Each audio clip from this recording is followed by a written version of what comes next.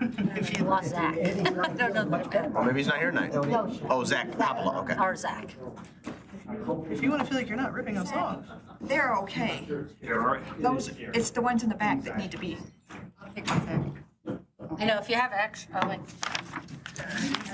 Wow, just went. I wouldn't need Mine one, is but. rebooted now twice. Oh, cool. So are we all getting some sort of security? Mine's kind of like locked up. Doing 2 to 2 This is signs. mine. Look at this screen. I don't know what that is. So it went all the way to 100 and then it started again. That's not the screen I usually get. I don't know what this is. What was 4 and the last page just had a very small amount on it, so I'd probably skip the last page too.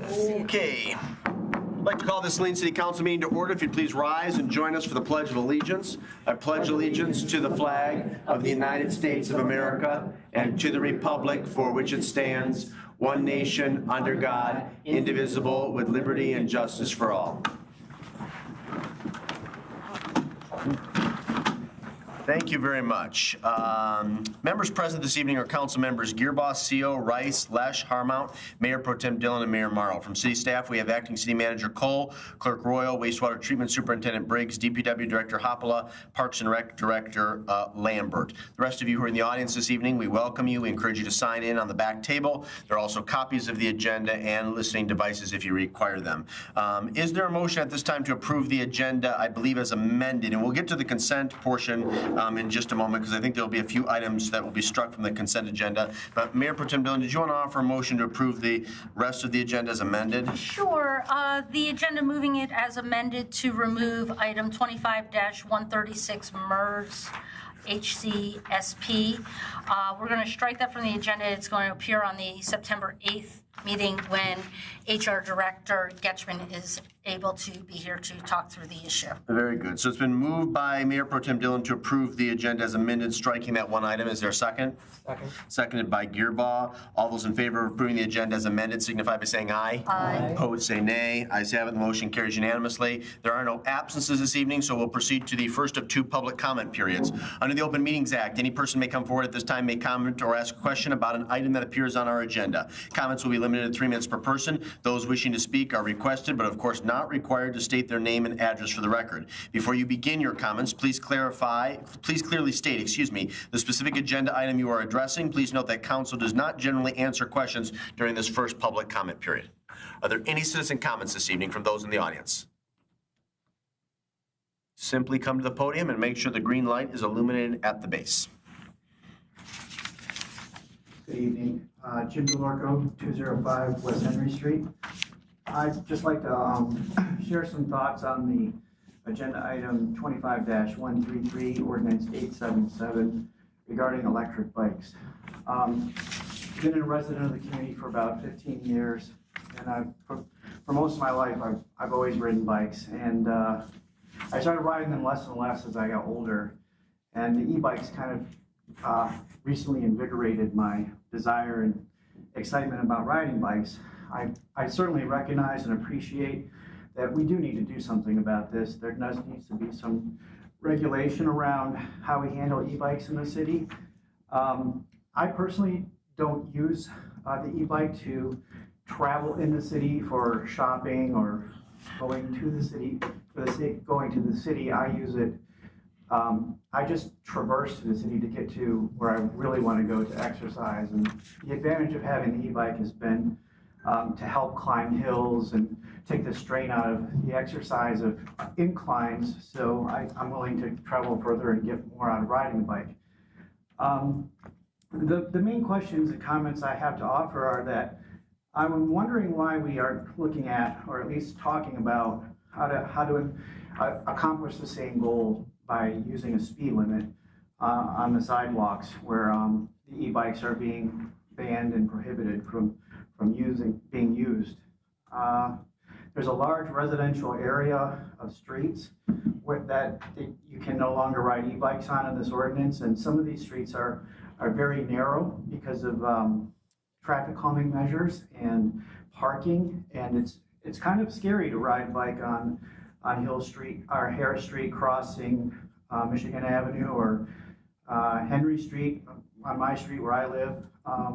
It feels like you're impeding traffic, and feels a little unsafe, and there aren't bike paths. There aren't bike paths in a lot of the parts of the city. There are some, but there aren't bike paths in these narrow streets in these residential areas, and in order to achieve that, you would need to widen those roads, and that would probably lead to the loss of some mature trees, which I would hate to see.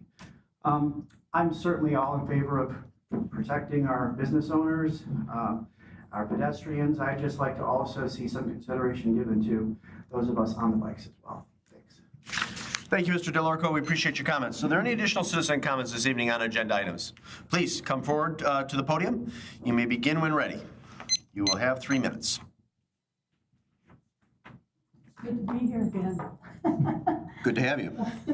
I'm here to actually ask a few questions, and perhaps the presentation tonight will answer most of them. I'm Joan Roth at 186 Amherst Court. My husband and I have lived in that house since the 70s and experienced odors all those years, intermittently, sometimes daily. Used to be summer, now it was all year. But I have high hopes that this enhancement, renovation, whatever one might call it, will take care of it. So I have 5 questions. The first is whether or not the odor abatement pipe system are all going to be utilized. The second is, will the aeration tanks be covered? Third one, will the new secondary clarified be covered? The fourth one, I'm very curious about the capacity, what it is now and what it will be in December when a lot of the pieces of the renovation are going to be activated, if that's the right word. And lastly, is Saline going to continue accepting sewage from the outside? Thank you. Thank you, Mrs. Roth. If by chance, Joan, you had those comments, and I believe you did, enumerated on paper, you might want to pass them off to Mr. Rubel, but we will ensure that they are addressed momentarily during our quarterly presentation on the rehabilitation of our wastewater treatment plant. Okay. Are there any additional citizen comments from those in the audience this evening? Then I would defer to the city clerk. Clerk Roy, were there any written comments provided in advance of tonight's meeting in which the individual wanted their remarks read at this time? No, sir. Easy enough. Then we will transition to the one and only presentation, which is wastewater treatment plant rehabilitation. Who is going to kick this off? Do we want to turn over directly to Mr. Rubel or Acting City Manager Cole? Would you care to make a statement, or wastewater treatment Superintendent Briggs? I think the presentation will speak for itself. Okay. Well, Mr. Rubel, whenever you are ready, the presentation is up on the screens. It's visible to both council and those who are in the audience this evening, and you may begin when ready. Feel free to adjust the height of that podium and pull the microphone as close to you as possible, because we want to make sure that everyone can hear your comments this evening. Well, good evening, Mayor, Council. Thanks for having me this evening. And it's overdue just to give you an update on how things are progressing at the wastewater treatment plant. By way of just a brief introduction, we've been talking about which meeting to hold this at for 6 weeks or so. This particular version that got printed in your package was an early version. I did do some updates that did not get captured in here, so although 95% of this is correct, I'm probably going to tweak a few things as we go along, just to give you a background on it. So, if there are revisions to the PowerPoint, can we make sure that the amended or modified version is provided to the city clerk so it can be disseminated to council? absolutely. Thank you. So I just wanted to, this is going to look fairly similar to the April update. I just thought there was some value in keeping the structure the same, and maybe going back to some basics where we cover exactly what we're working on to achieve out there. So the proposed project is on this slide. I think the slide is exactly the same slide we looked at in April. It is the Headworks building is the first thing that will go online. It is the process at which we process the raw wastewater, we screen it, we pump it then up the hill to subsequent processes. The project includes a maintenance building, we'll talk about that, an additional primary clarifier, A new biological process. We are converting from your existing rotating biological contactors to activated sludge. There is a wet weather storage tank, which I believe will be extremely valuable in dampening the peak flows from rainfall and more effectively treating the wastewater.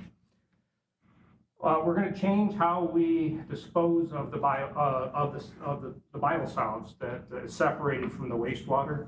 Currently, they are digested, stored in a tank, and land applied on farm fields. We're providing the mechanism in place to dewater that so that it could be taken to a landfill. You have the option to do either, and we think that resiliency provides some value to you. We've improved instrumentation also at several pump stations around the city and standardized those to the project that we had last year. We finished last year, so all your pump stations will be very, very similar to operate. Same technology should be a big benefit to the wastewater staff. So just to give you a picture, this is a artist rendering of your current plant and of the proposed plant. You can see the storage tank right in the upper part of the screen with the green sides. The headworks building is on the left side. They're soon to be completed. And the maintenance building is in between the storage tank and the headworks building, the white building, white gray in this example.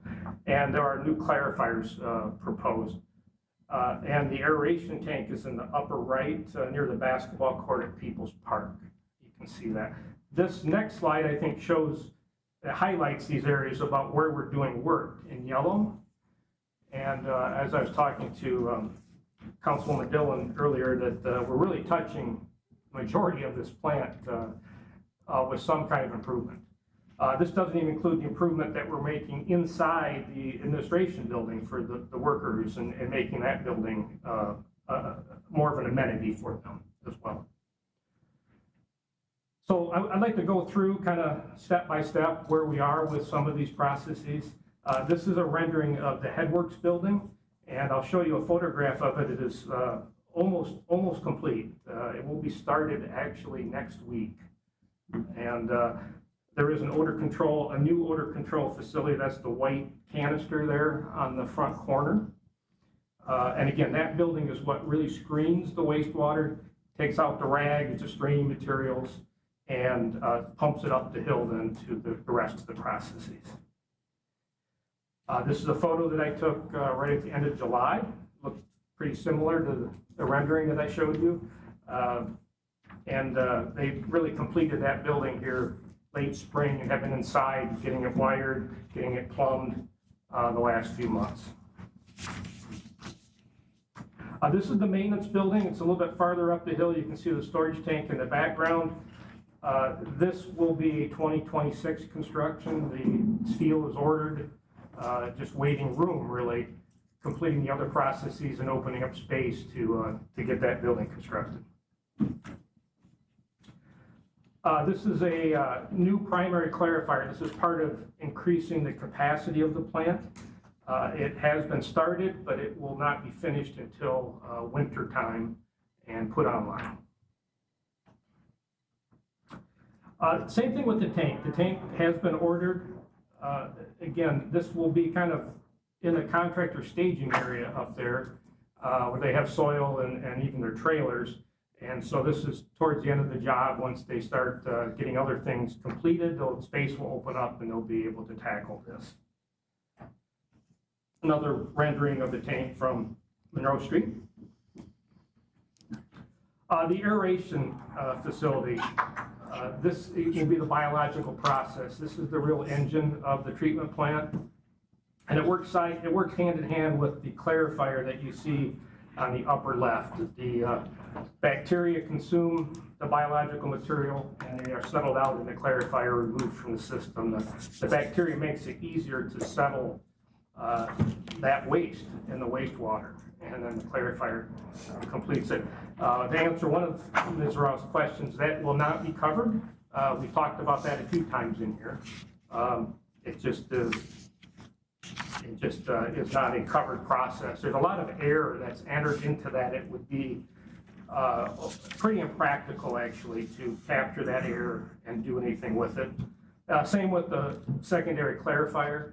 The secondary clarifiers, as Webster Associates measured 5-6 years ago now, which is very common, there are very little odor in those clarifiers. They draw a lot of attention. People think that they see the water surface and get concerned, but secondary clarifiers emit very little odor.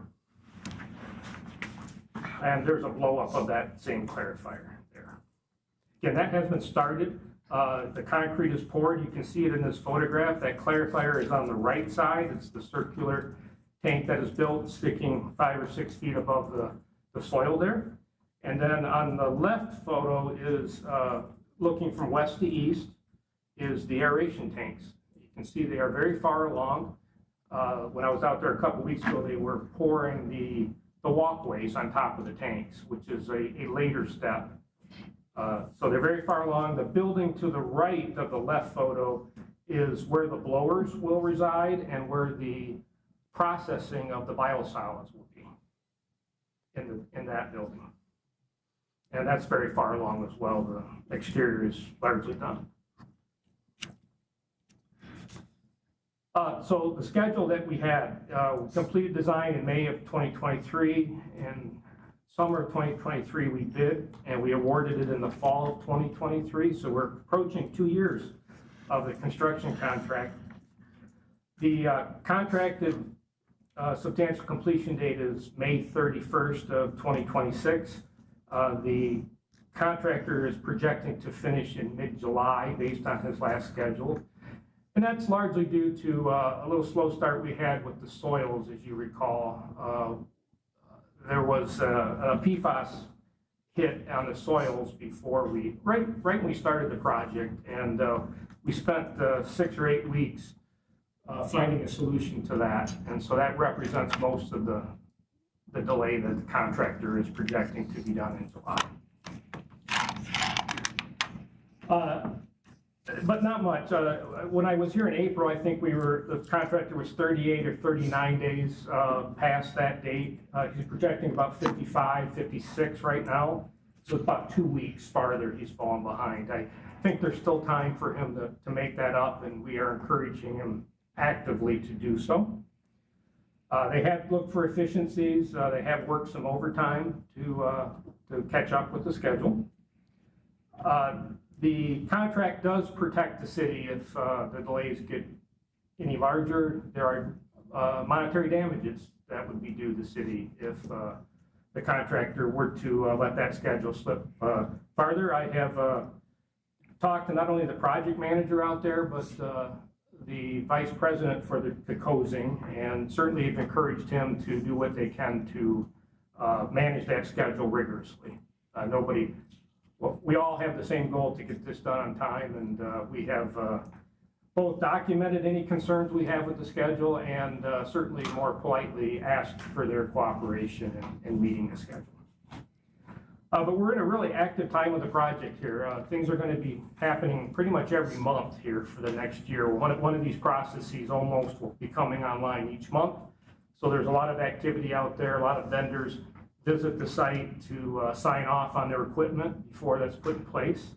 So it's a very active time.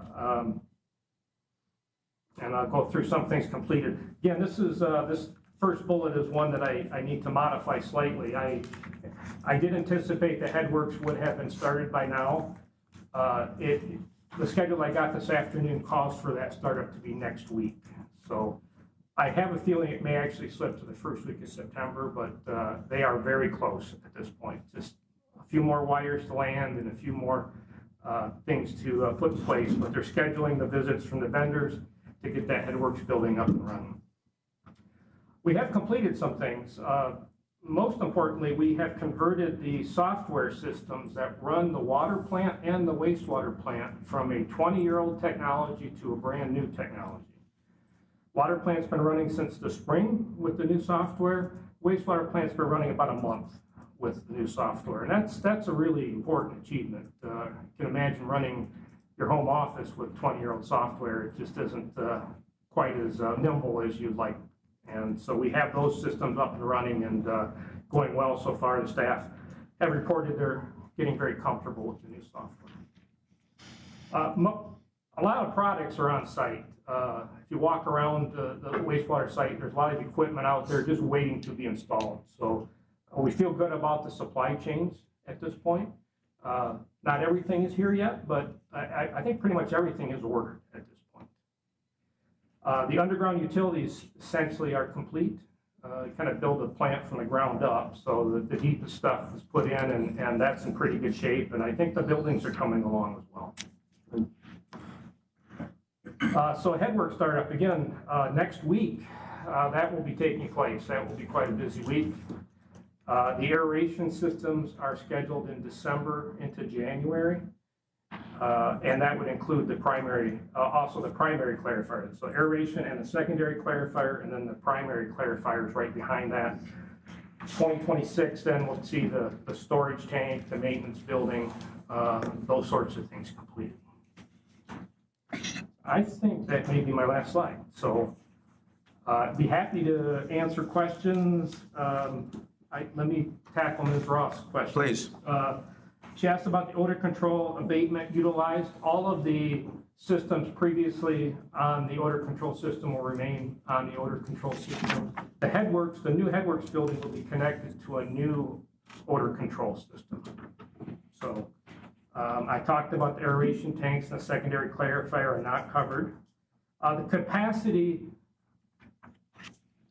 I need to look that up to be precise, but it's 1.3 MGD now, and I think it will increase by about 50%. So somewhere around 2 MGD, the new capacity will be. I'm probably off by a tenth or two. I haven't looked at that in a while, but I have that well documented at the office. If you want to confirm that through the city manager, she can disseminate that through her weekly communique, which includes a section on water, wastewater.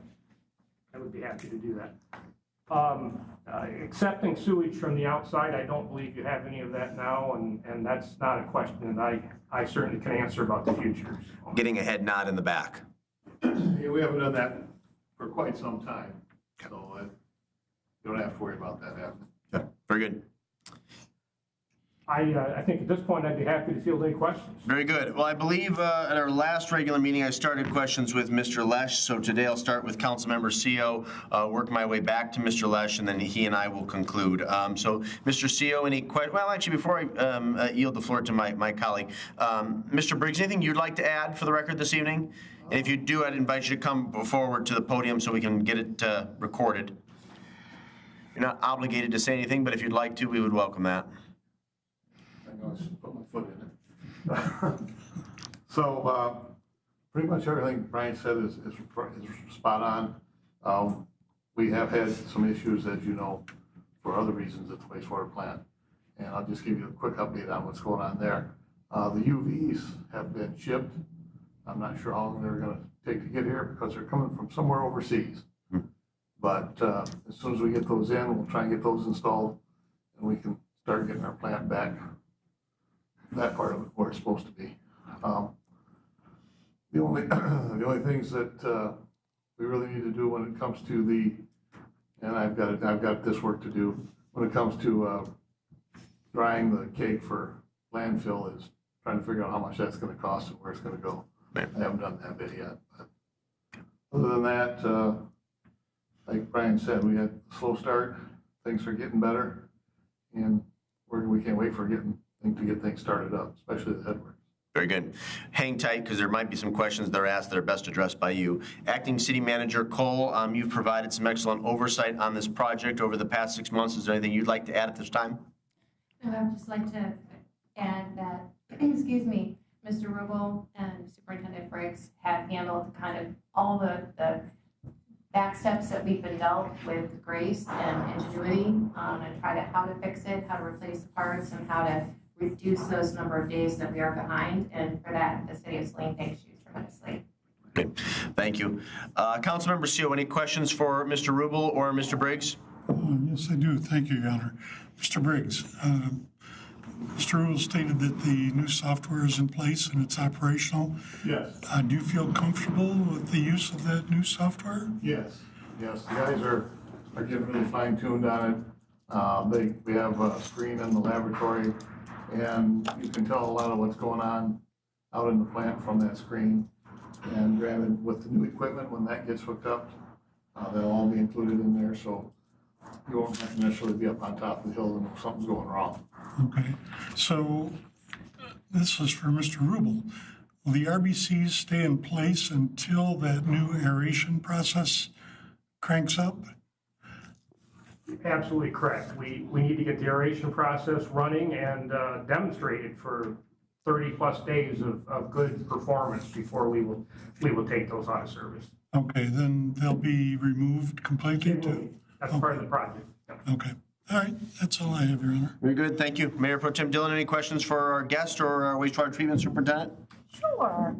Mr. Rubel and I had a chance to chat a few minutes before the meeting, but just sort of touching back, I wanted to talk about something that Mr. Briggs had brought up during the asset management meeting, which is when we start up the headworks, they will not be connected to odor control initially. Yes, that white canister I showed is the odor control process, and that's about 3 weeks behind the rest of the headworks building. So I think it will be online by the end of September, but there will be a few weeks where that air will not be treated for odor. Okay, and is there any way to sort of close the gap to delay the start of the headworks, or is that not something we want to do? Mr. Briggs is shaking his head. You don't want to wait. Okay. Okay. And the thing is that room will have a lot of air turnover. There's air makeup in there, which will kind of pressurize it a little bit. So it's not like you're going to get these wafting odors. I mean, it's going to pretty much keep everything circulated. So you're probably not going to get as strong an odor as you might think. Okay, and I'm sure that the city can definitely disseminate that information so people understand what's going on. There's a couple random questions that I have. So we always had an issue with that flame. Is that still there? And are we still gonna have the baseball bat noise? Yes, unfortunately. Okay, But it does need some work, and it's gonna, if we get caught up on all the emergency stuff, we're gonna try and get that fixed so it works better. But with the new gas bubble as opposed to the floating lid, that thing should work better because the pressure should be more consistent. fantastic.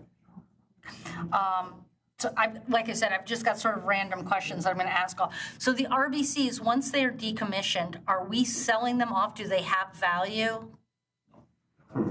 No? I don't know if you remember or not, but shortly after I started, I had somebody from that company come in and examine them. And he said you could lose them at any time.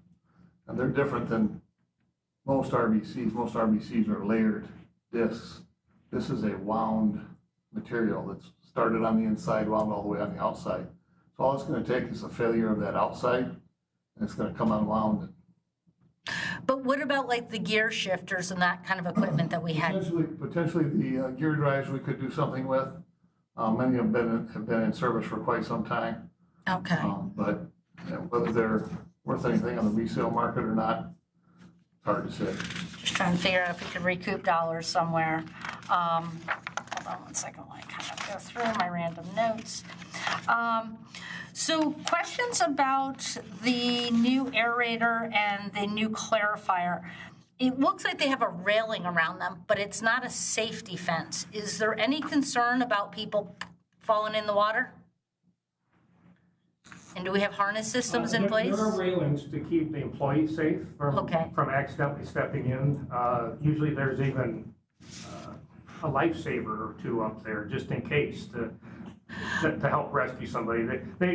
Certainly there's no risk of the neighbors coming onto the property. They have to climb stairs and work really hard to get in those tanks. Is there any kind of device in the water that would signal that something has fallen into it? I know we have issues with animals sometimes getting into it, so I don't know how you differentiate between a person and an animal, except by size. There would not be an electronic device that signal a splash. I think there may be a camera in that area that would help with surveillance. Okay. Good to understand that. And then, the screw press, are we still utilizing that, or was that a temporary? Did we install a screw press, and is it something that we're keeping in the process? We have not installed one yet. This is part of the process. This is part of it, okay, okay. And then my only other question, which is a big one that I'm not sure who's gonna ask, which is, do we have any idea of the budget to actual to date for the project? Is it tracking over or under budget? Is that Right. the question? We're certainly within the contingency that was budgeted for the project. Does that give you a good enough answer? Well, we'll stick with that for now, because and we'll bring it up at another meeting. More accurate numbers. Yeah. Thank you very much. Very good. Councilmember Gearboss, any questions for our guest or wastewater treatment superintendent? Just a few, clarification, because we're not going to have the covers on the aeration or on the clarifiers, it's really about maintenance and making sure the levels of whatever in it doesn't rise. Isn't that the concern and issue? It's to making sure that, Well, it seems that was the problem with the past voter as concerns. far as the aeration goes, they may or may not all be online and in use at any one time, depending on what our flows are and that kind of thing. Because we might be able to get by with just two of them, and then we kind of rotate them so that nothing would go not being worked and, go bad that way. But as far as aeration itself, I've worked around several aeration systems. And the only way I can describe the odor when it's working properly is a musty smell. Okay. And I kind of like, it's kind of an earthy, musty, It's better than what you usually smell, probably, right? So, but yeah, once they're up and running and they're aerated, the aeration goes a long way in keeping odors down.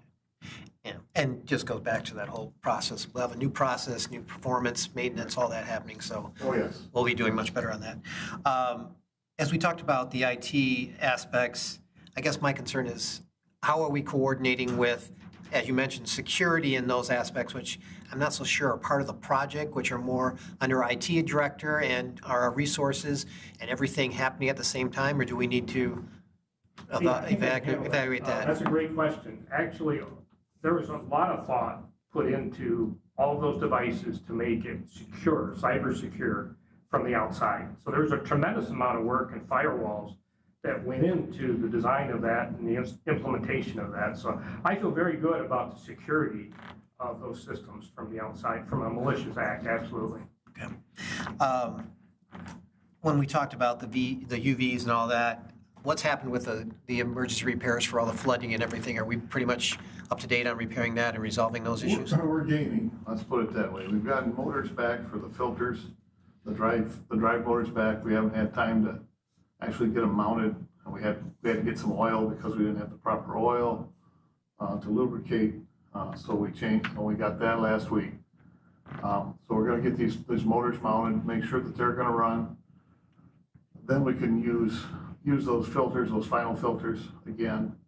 And then as far as the UVs go, the plan is to, once they're in, get scheduled for them to get installed, which everybody knows it's on the horizon, so they should not be surprised.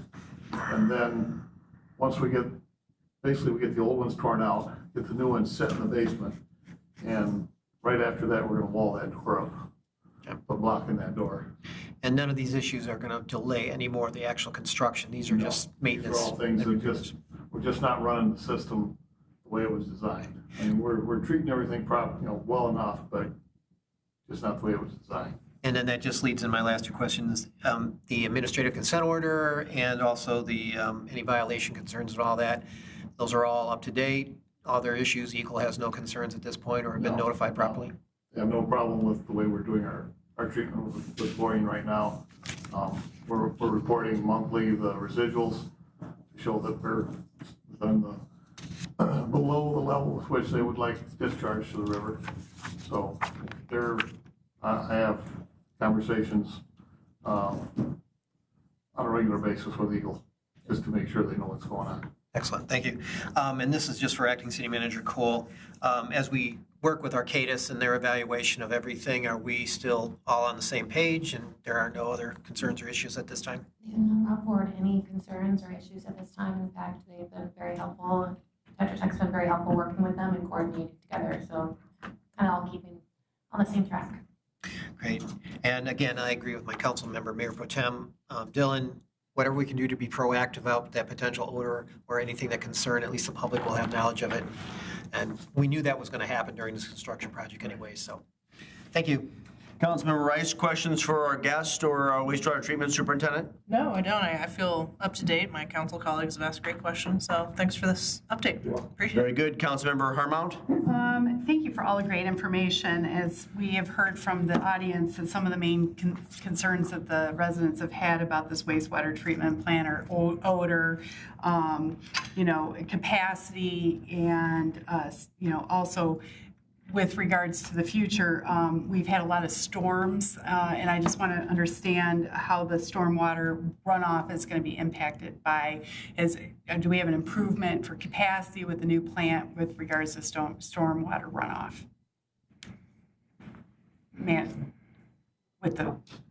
How the new plant will perform during the wet weather period? You mentioned that it has a capacity of, went from 1.3 to 2.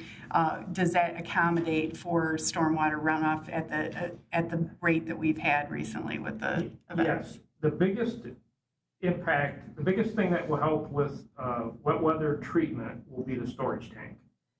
Because now we have a place to store the peak as the rain comes, and then we will dewater it slowly back to the treatment plant afterwards, where there's plenty of capacity there. That's a huge improvement to the process. Will that handle the most recent events that we've had I here? have not looked at the most recent events, but there is a state criteria upon which that tank was sized for. So it is a very large storm, like 4 inches. So it's a significant amount of rain at that tank will. Okay. And significant is, you'll let us know what the storage capacity is? It's 1.3 million gallons. Okay. And regarding the IT backup, do we have IT servers out of Saline backup, or is it just the IT backup just in Saline? It is not in the cloud. It is on city-owned servers. Okay. So if there was some big event that hit this area, is there any contingency to have backup servers outside of the city? You mean server capacity? Yeah. As of right now, no. Whatever backup you have for city servers is your backup. There's not a outside service that I'm aware of. Maybe IT has something, but I'm not aware of it. If I may, Acting City Manager Cole, can you confirm, or can you ask that question of our IT administrator and maybe disseminate the appropriate answer information as part of your weekly communique? Absolutely. Thank you very much. Councilmember Harmon, I'm sorry to cut you off. Did you have additional questions? No, I don't. Very good. Councilmember Lesh?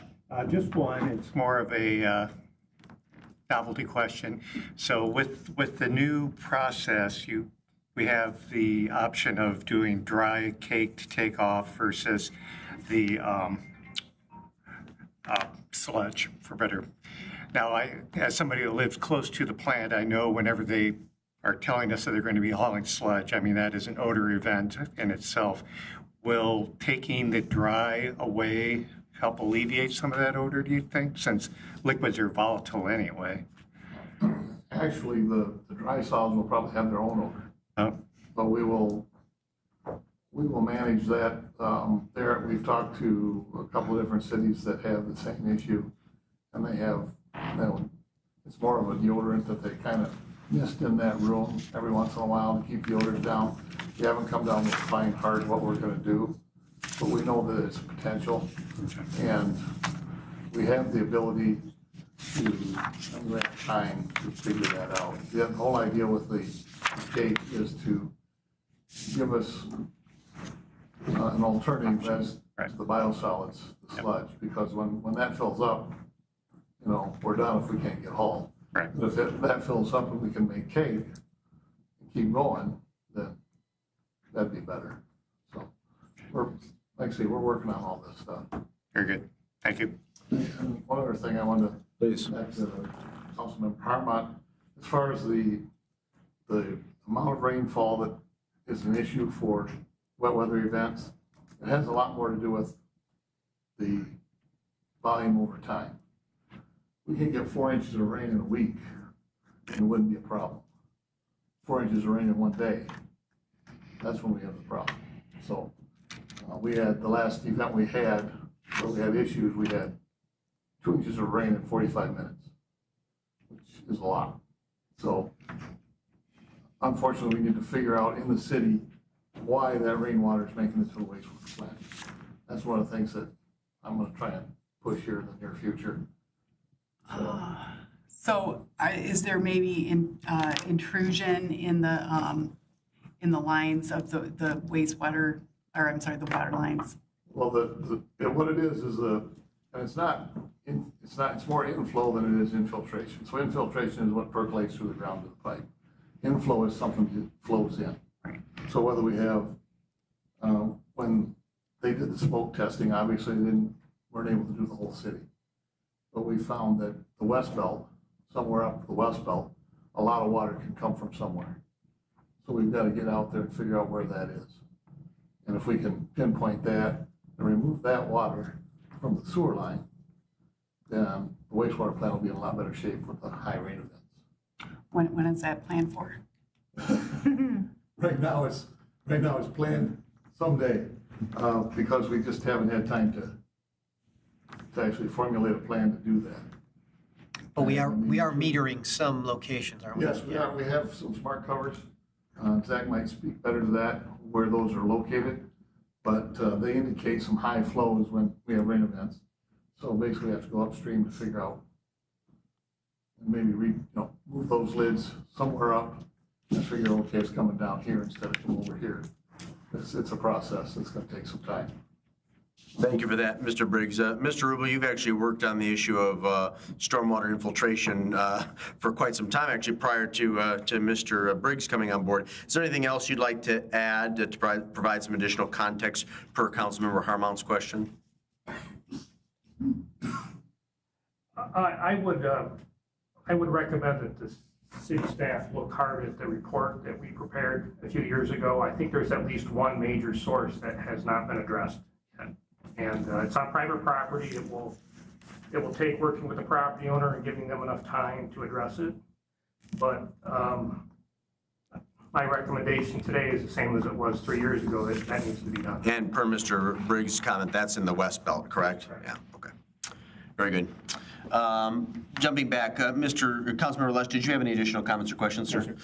Gentlemen, thank you very much. Appreciate your leadership. Excellent report. We appreciate the conversation, and keep up the good work. We'll talk to you soon. We are going to transition to the consent portion of the agenda. I'm working off a revised agenda that the clerk offered me. So before I entertain a motion to approve the consent agenda, let me know what my revised copy has left on the consent agenda, because several items have been pulled. So what I have left on the consent agenda at this moment is approval of minutes, bills, resolution to temporarily suspend the downtown social district, Asset Management Subcommittee update, SAC, okay, hold on just one second, SAC purchase order and gaming license resolution for STEM boosters. So let me first defer to Mayor Pro Tem Dillon. Was that, does that appropriately reflect the items that you wanted pulled? It does. Okay. I think Mr. Gearbaugh may Okay, have so others. Mr. Gearbaugh, what was your recommendation in terms of items you'd like to see removed? 25-132. 25-132. Asset Management Subcommittee report. Okay, so that becomes the new, the third item under new business. Would you like to move then to approve the consent agenda as amended, noting that one removal? So moved. Okay, is there a second? Oh, I'm sorry. I gotta get a second. There's a motion on the floor. Is there a second? Second. Seconded by Rice. Okay, any discussion? Go ahead. So, Mr. Gearbaugh, just to clarify, were you not taking 25-135 off? I'd already received an explanation from Zach today, and as far as I'm concerned at that point, there'll be more information coming later. Any additional questions per the consent agenda? Motion on the floor, moved by Gearboss, seconded by Rice to approve as amended. All those in favor signify by saying aye. Aye. Opposed, say nay. Ayes have, the motion carries unanimously. We move to new business item 25-61, Rec Center Task Force update. This will be a motion to extend the Rec Center Task Force recommendations until October 31st, 2025. Move to acknowledge. Moved by Dylan, simply to acknowledge. You want to be the second on a motion to acknowledge, Councilman Rice? Okay. Acting City Manager Cole? Right. Good evening. We were tasked with looking at the rec center deficit and finding ways for sustainability with Rec Center Task Force. We came to you last week and kind of gave you a brief update. What it looks like is we're in a little bit of a waiting kind of game for this plant RAN information. While we're waiting for the plant RAN information, our task force subcommittees have been diligently working on their recommendations. We received the preliminary information last week. Staff has reviewed it and has changes for plant RAN to make. Once those are completed, it will be provided to council prior to the 9/16 date. The Rec Center Task Force will be reconvening, where they will be reviewing the same information from Plant Moran that council will be provided. On 9/30, the Rec Center Task Force will meet again to give their recommendations from each different subcommittee, which will allow them some time to review the data from Plant Moran on 9/16 to 9/30, and 1 month to turn the report around. That will be due to this council by October 31st. If we stick with that timeline, Acting City Manager Cole, would be my recommendation that some meeting be scheduled maybe that second week in October, just to go over the recommendations one last time to make sure that the final report is accurate and reflects the work that has been completed by the task force and their subcommittees. Parks and Rec Director Lambert, anything you'd like to add? No. Okay. Questions from the dais? Mayor Pro Tem Dillon? So thank you very much. I pulled this off. I just wanted the public to kind of understand our timeline, because this is definitely a hot button issue right now, and I do not want people to think that we are procrastinating decision making on it. Just to understand the September 30th presentation, who are they presenting to? To each other. So each different subcommittee is making their recommendations to the Rec Center Task Force as a whole.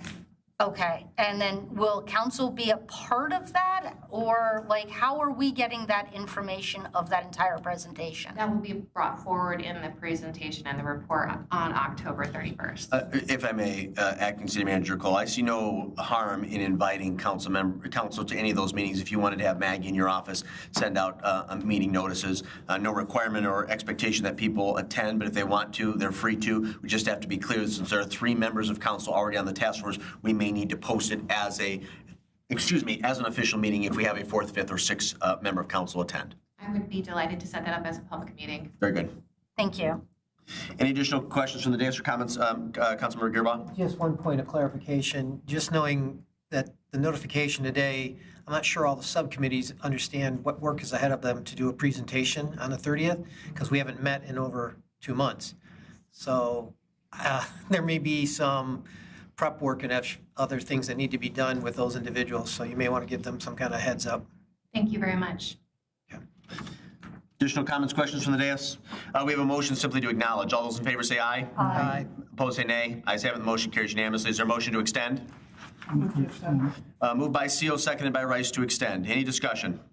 All those in favor say aye. Aye. Opposed say nay. Ayes have it, the motion carries unanimously. We move on to new business item 25-130, DropTop Pizza request for outdoor cafe tables. This will be a motion to acknowledge the request for outdoor cafe table seating from DropTop Pizza. Move to acknowledge. Moved by Dylan, simply to acknowledge. Is there a second? Second. Seconded by Gearbaugh. Who would like to begin? I'm happy to. Please.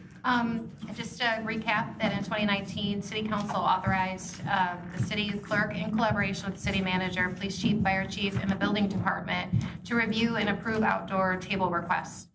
This one was a little bit different because it went in front of 2 different stores. So we wanted to make sure to bring that in front of council to receive your approval. DropTop Pizza, and many of you know it, a newly opened restaurant located at 107 West Michigan Ave, has requested outdoor seating in front of their business along Michigan Avenue per the drawing in your packet. The proposed seating area is larger than what was previously submitted at this location and would extend in front of White Pound Studios. In addition to placing seating in front of their own storefront, it proposes seating in front of White Pine as well. Sorry. Thank you very much. Mayor stepped away. Are there questions at this point from? Okay, Ms. Rice. I just want to say that I think that this is a great first effort to put something out on Michigan Ave. I'm excited to see how it goes. I know that as a frequent flyer at DropTop, every table is full every day. So I'm really interested to see what MDOT or the state of Michigan comes back with. I think this is a good first run for us. And I definitely think that council should support our downtown businesses, especially since there's clearly a collaboration between two businesses. I think this is wonderful that folks are working together to kind of figure out what's best for each business. And we also need to take into consideration the fact that we decided as a council that Leather Bucket Alley would be a public space, so that took away the opportunity for official tables back there as well. But looking forward to see what the state of Michigan says. Thank you. Other questions? Speaking of state of Michigan, is there any feedback or anything, or who do we need to challenge or contact if we have representatives that need to give them a little buzz in their ear? DropTop Pizza is responsible for submitting all their applications for the approval through MDOT on their own. They have done so in tandem with the other permits they need. Do we have any information of what, this has never been done previously, has it? Or did Brecken attempt to try and do that? I believe that Brecken had a couple of tables out on Michigan Avenue at one point in time. Clerk Royal, can you clarify that? Yes, Brecken did have tables on US 12, and they had the liquor license. So this is pretty much the same thing as what Brecken did.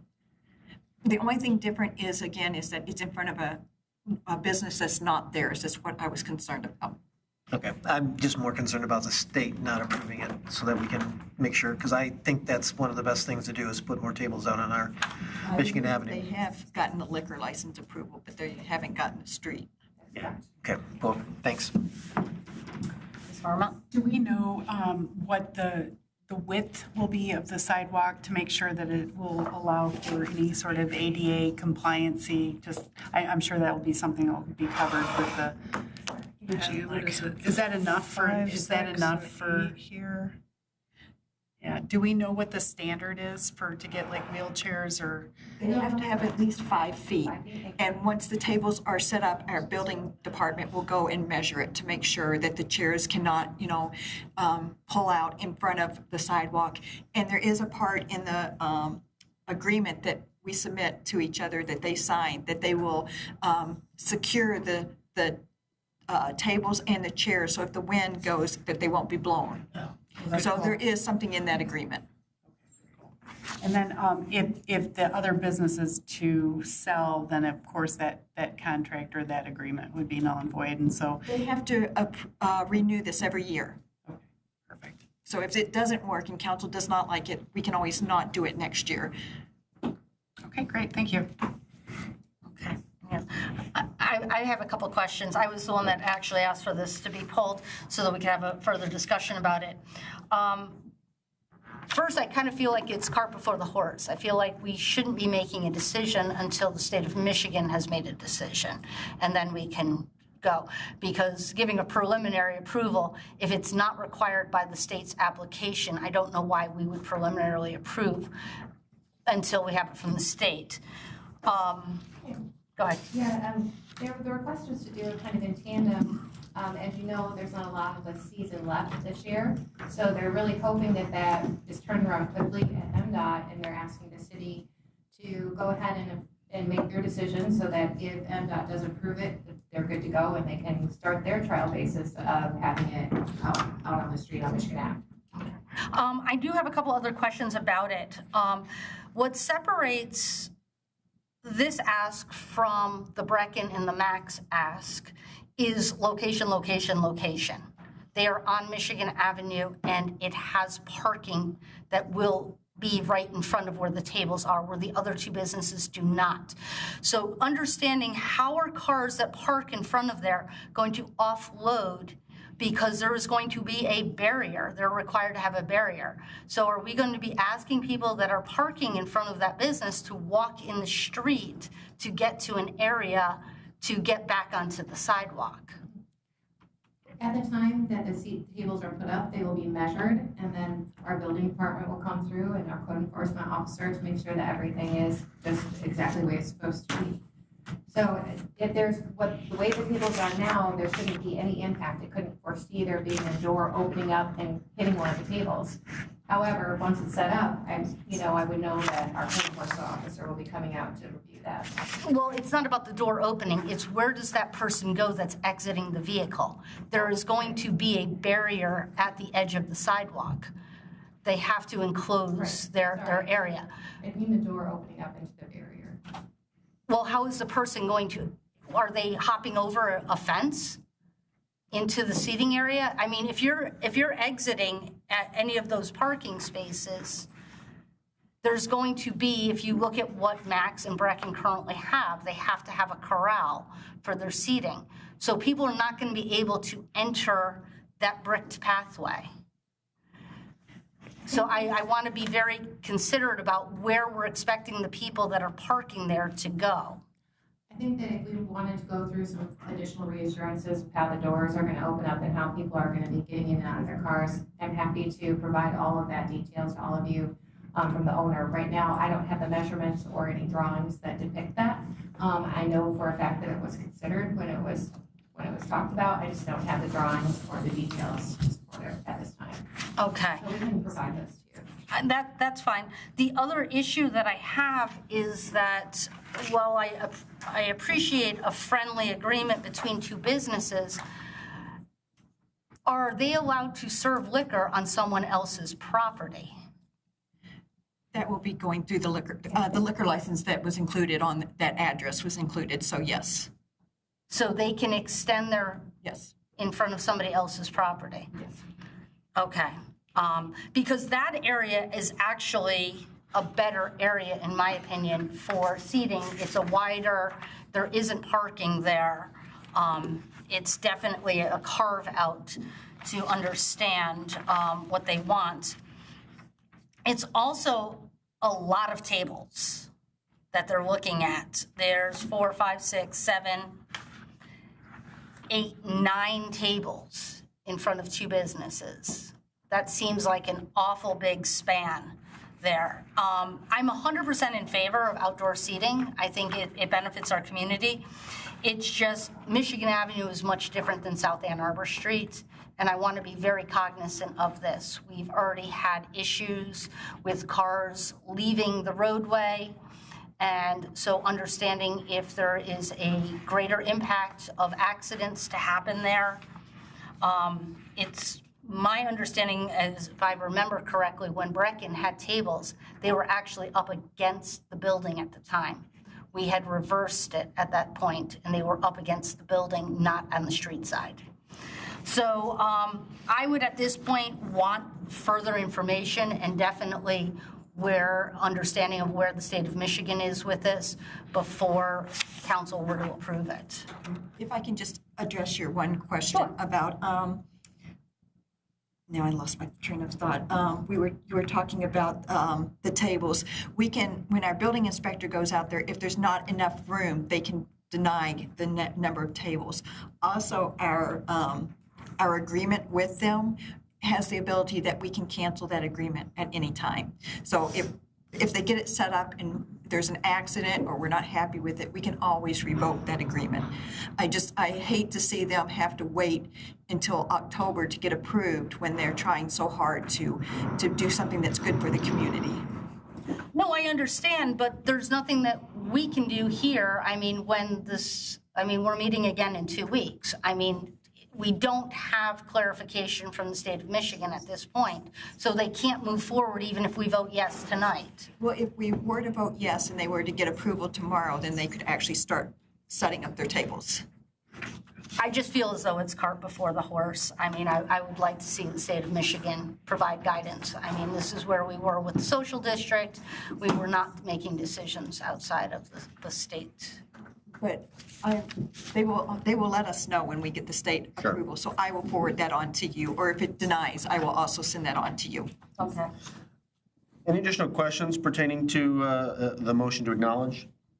Okay, it's been properly moved by Dillon, seconded by Gearbaugh to acknowledge. All those in favor say aye. Aye. Opposed say nay. Ayes have it, the motion carries unanimously. What's your pleasure, to approve or not to approve? Move to approve. Okay, boy, I'm gonna let Rice be the mover and Gearbaugh be the second. I'll get you on the next one, Councilmember Seo. Just to confirm, that is a motion to approve, correct? Yes. Very good. Is there any additional discussion on the motion? Mr. Seo. Just that it will be 3 weeks before our next council meeting because of the holiday. Additional comments on the motion, Mr. Gearbaugh? I just feel this is one of those things that run it together. If we get a no from the state, we get a no, but I'm so fed up with MDOT and their delays and stuff. We need to keep our pressure on them and make it happen. Mayor Pro Tem Dillon? Again, I want to understand how the people that are parking in front of that building are going to enter the sidewalk without remaining in the street. I'd like to see a very clear plan of that. That's my biggest concern right now, because that area is going to have to be corralled off. And is that then going to impact other businesses like Benny's on Saturday as people are pulling up? And how are they going to be able to access the sidewalk without going through the street? Okay, thank you. Any additional discussion? Okay, and I'll call for a vote. It's been properly moved by Rice, seconded by Gearbaugh to approve. All those in favor say aye. Aye. Opposed say nay. Nay. Ayes have it, the motion carries 6-1. Thank you very much. We move on to new business item 25-132, Asset Management Subcommittee update. This is a motion to approve the Asset Subcommittee update.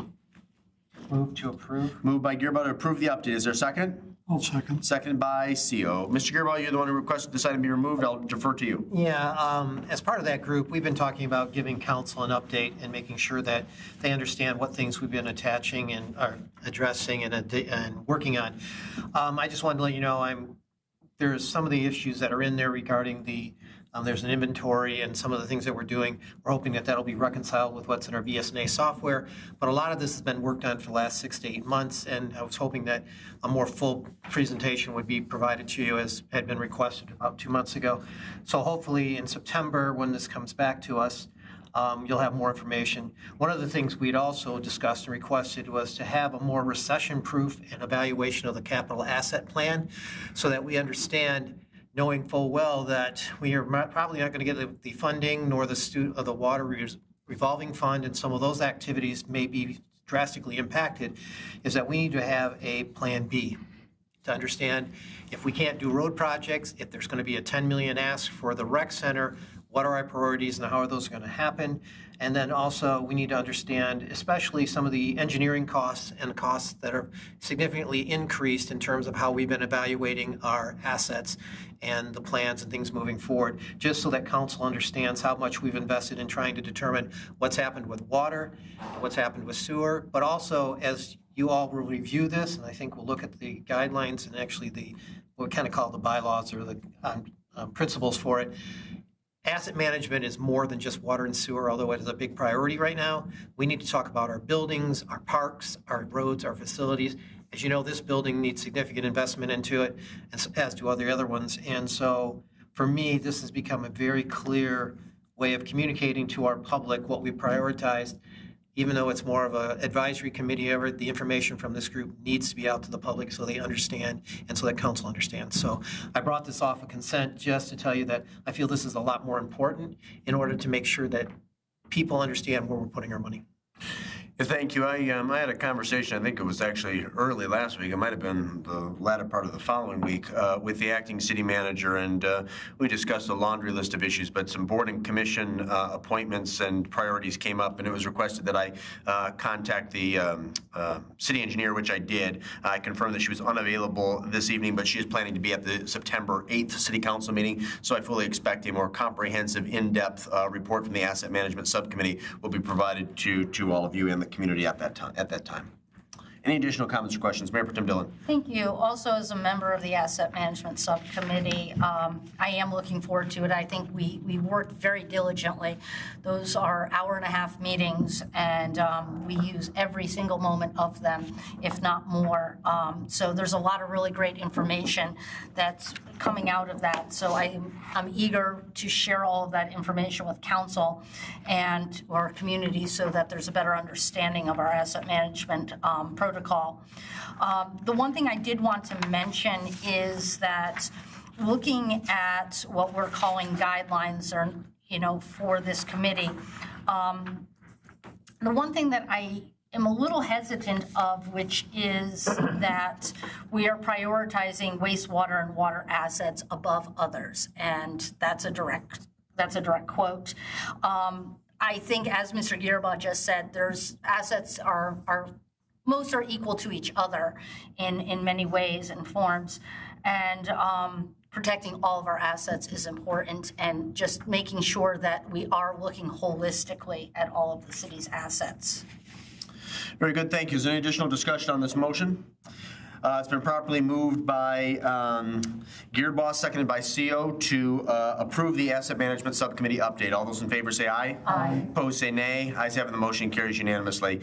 Moving on to new business item 25-133, ordinance number 877, electric bikes, electric skateboards, and electric personal assistive mobility devices. This will be a motion to acknowledge receipt of the and to approve or not to approve the first reading of ordinance number 877, an ordinance to amend chapter 88, Traffic and Vehicles of the City of Saline Code of Ordinance by adding a new Article 5, electric bikes, electric skateboards, electric personal assistive mobility devices. Move to acknowledge and approve.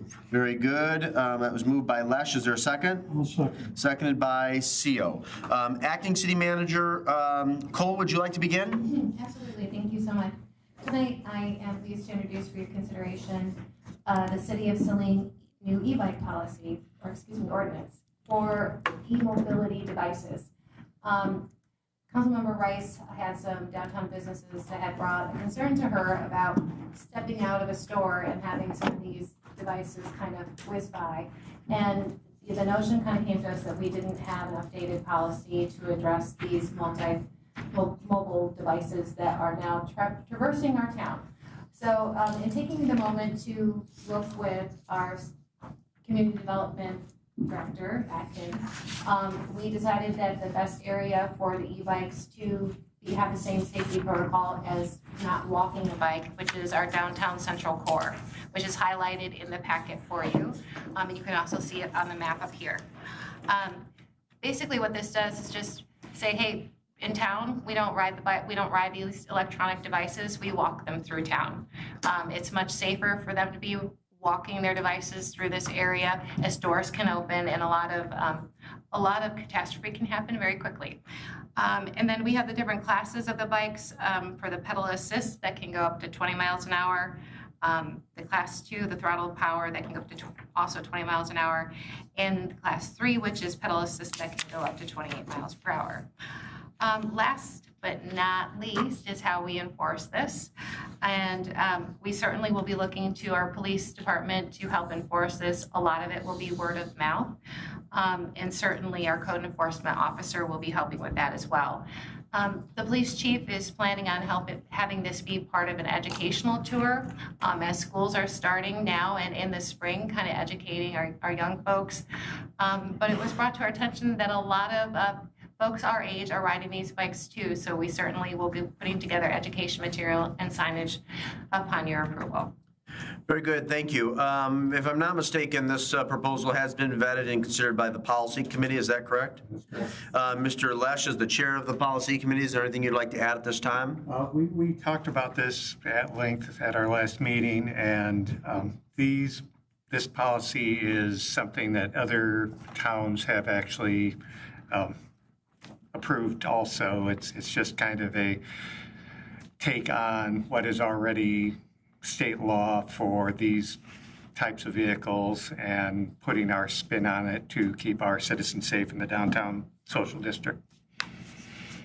Very good. And this is a question for, I know the answer, but I'm asking it for the public's benefit. Acting City Manager Cole, this is a first reading, so assuming it passes, it'll come back for final approval at our next regular meeting, which is on September 8th. Yes, that is correct. Very good. Are there questions or comments for the Acting City Manager or members of our Policy Committee? Councilmember Gearbaugh, then Rice, and then CO. Just a couple of things. Is there going to involve signage? I hate to have more signage downtown. What is our intent with this in terms of public knowledge and information? I think the intent is to look at our signage overall downtown and find the best way to allow people to see how to navigate downtown, because this is for bikes and for e-mobility. So kind of combining some of that signage and really looking at what is the most impactful way to reach people so that they know to be walking it through town. We'll be addressing scooters Yes. also. And then I've received input from this that some individuals, as you say, older individuals are using this, and their concern is that how does this differ from a bike? And that they feel that they're properly riding it through, not racing it through and all that. For me, I think our police have a lot more things to be more focused on, and enforcement of this seems like it's just another, it's a distraction. I believe that we need to have consistency and safety and protocols downtown, but I'm just concerned of how we prioritize this and not making it an undue burden on our police officers who need to be patrolling our streets, stopping traffic, enforcing speed limits. So just to be clear, this is not meant to be that the cops will be patrolling the streets just looking for this issue to occur and to penalize. This is simply a way for us to monitor if we have an issue, for there to be a consequence against it. Additionally, we do think that most of the complaints will be coming from word of mouth. So that's how we originally found out about the issue. So that's how we're kind of imagining that most of the complaints will come our way. So more like code enforcement and so forth like that. Okay. May I provide a little context too from the policy subcommittee? As we did talk about that at length, where we, this is kind of like the social district issue, where it's not necessarily something that we're going to request patrol. It's more of a word of mouth, let's have a conversation about this ordinance so that it doesn't get out of control. But then also, as far as like signage goes, we also had a conversation about how it might be kind of fun as we plan some arts for downtown. Maybe we have little things on the sidewalk that say walk your bicycle from this point forward, or things like that. It's more of a kind of word of mouth. The difference between e-bike and bicycle is kind of the bulk of the bike at the moment, I think, is what's really drawing the attention to the e-bike. But it's more, let's put an ordinance in place, and then let's make sure that we talk about downtown safety. We talk about people walking their bicycles when you're walking past Kerrigan Café while people are sitting in tables, things like that. We've got some really, talking about the DropTop table situation, we've got some kind of, real pinch points in the city, and we want to make sure that people are just being safe. So again, this isn't something that the policy committee brought up about to make a burden on the community or on the police. It's more a common sense, let's just do our best to make sure we don't have a tragic incident downtown. Okay. Mr. Gearbow, please continue if you have additional questions. For now, that's just my questions. I want to make sure that this is more of a preemptive type thing, and if we do have an incident, then we have some recourse in order to hold the individual accountable. We want to encourage people to come downtown and using those devices.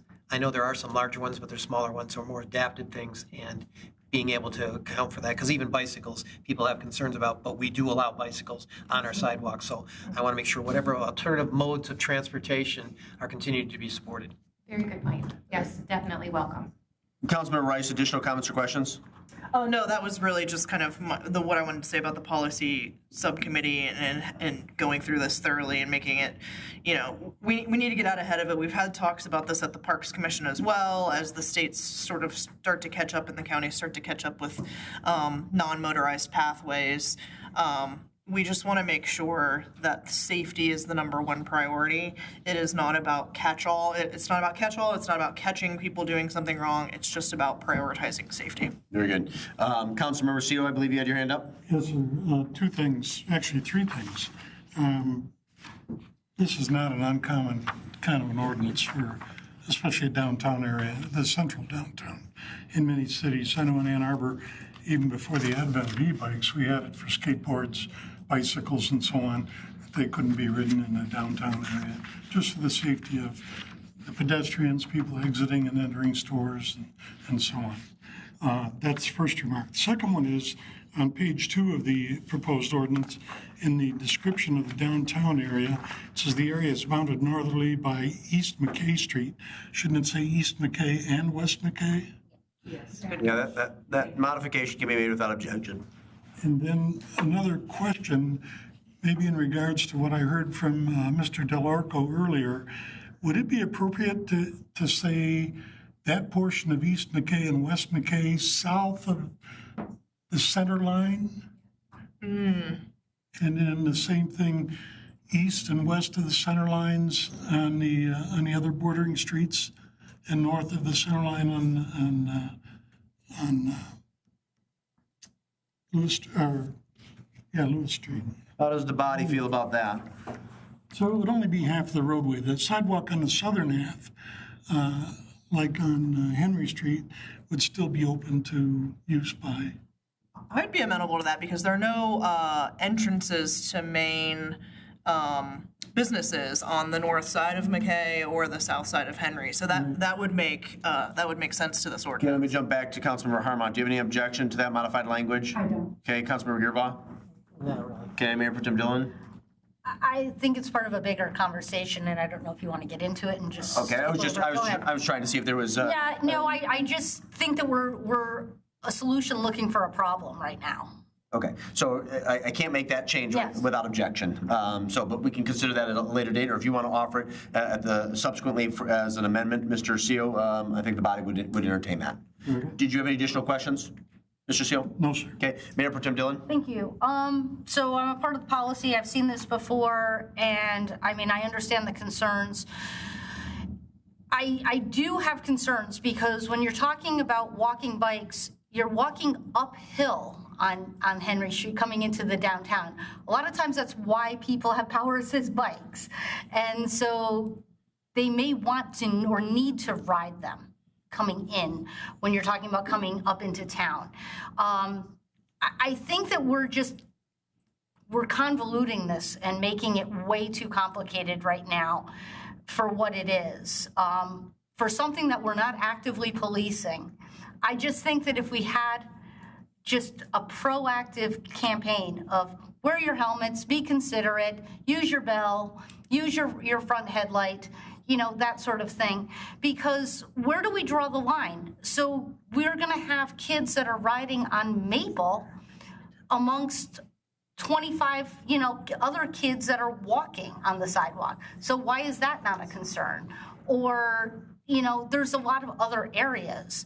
So to say just in the downtown area, oh, we're concerned about pedestrian safety, it's an issue. We're a walkable community. At least that's what we say we are. So we're going to have to share the sidewalk. And so understanding how can we all live together and asking people to walk their bike, I think is going to start causing some issues. And I don't know how we're going to police this. I can say, well, I saw a guy on a black bike with a white helmet. Well, there could be 50 of those out there. Right now, there's a group of kids that all look exactly the same that ride together. How do you pick one of them out and say they were the one that wasn't following the rules? So I just don't know exactly how we're going to police this. I like the idea of it. And it is frightening at times when you're talking about people riding a bicycle 20 miles an hour on a sidewalk. I mean, maybe it's part of a bigger picture that we need to create more bike lanes and prioritize that. Thank you. Any additional, Mr. Seal? Yes, sir. Just as a former police officer, policemen are pretty adept, I think, at being able to interpret these laws. They understand the meaning of them. They understand the need for them, especially those that would pertain just to a downtown area, to keep people from being wiped out as they're strolling out of the storefront and get whacked by a bicycle going 20 miles an hour down the Main Street sidewalk. I think your objection about riding uphill would be alleviated by this center line, north of the center line on Lewis Street. That way they could ride up the hill on the far right side of Lewis Street or on the right, on the south side sidewalk going up Lewis Street. Those are things that are not that difficult to interpret or to police, especially for police officers with a modicum of common sense. Let me jump to Councilmember Harmon first because she hasn't made a comment here, and then back to Mr. Gearbaugh. Thanks. So if the speed is kind of the concern, why is it 10 miles or 15 miles as opposed to like a 5-mile-an-hour speed limit around downtown? I mean, that would, most people can't run that fast, you know, that maybe some. Anybody from the policy committee have any insights on that? I think 5 that miles was, an hour would be more of a walking, you know, safer speed. yeah, I think that was just a standard language that we took from another city's ordinance, so we could discuss that for sure. Okay. Okay. Councilmember Gearbaugh, did you have a comment or question? Just wanted to say that this is our first reading and that hopefully the Saline Post and the Sun Times and whatever else will promote this so that we get more public feedback on it. This isn't adopting it tonight. It's basically giving us the opportunity to make sure the public has it and more feedback. And I do like Ms. Harman's comment about the speed limit. I think that's more the issue, and whether or not it's blowing through the downtown at 20 miles an hour, absolutely not. But 5 miles seems about right when you're on just a regular bike or even less. So how that could be addressed, I feel that's kind of another solution.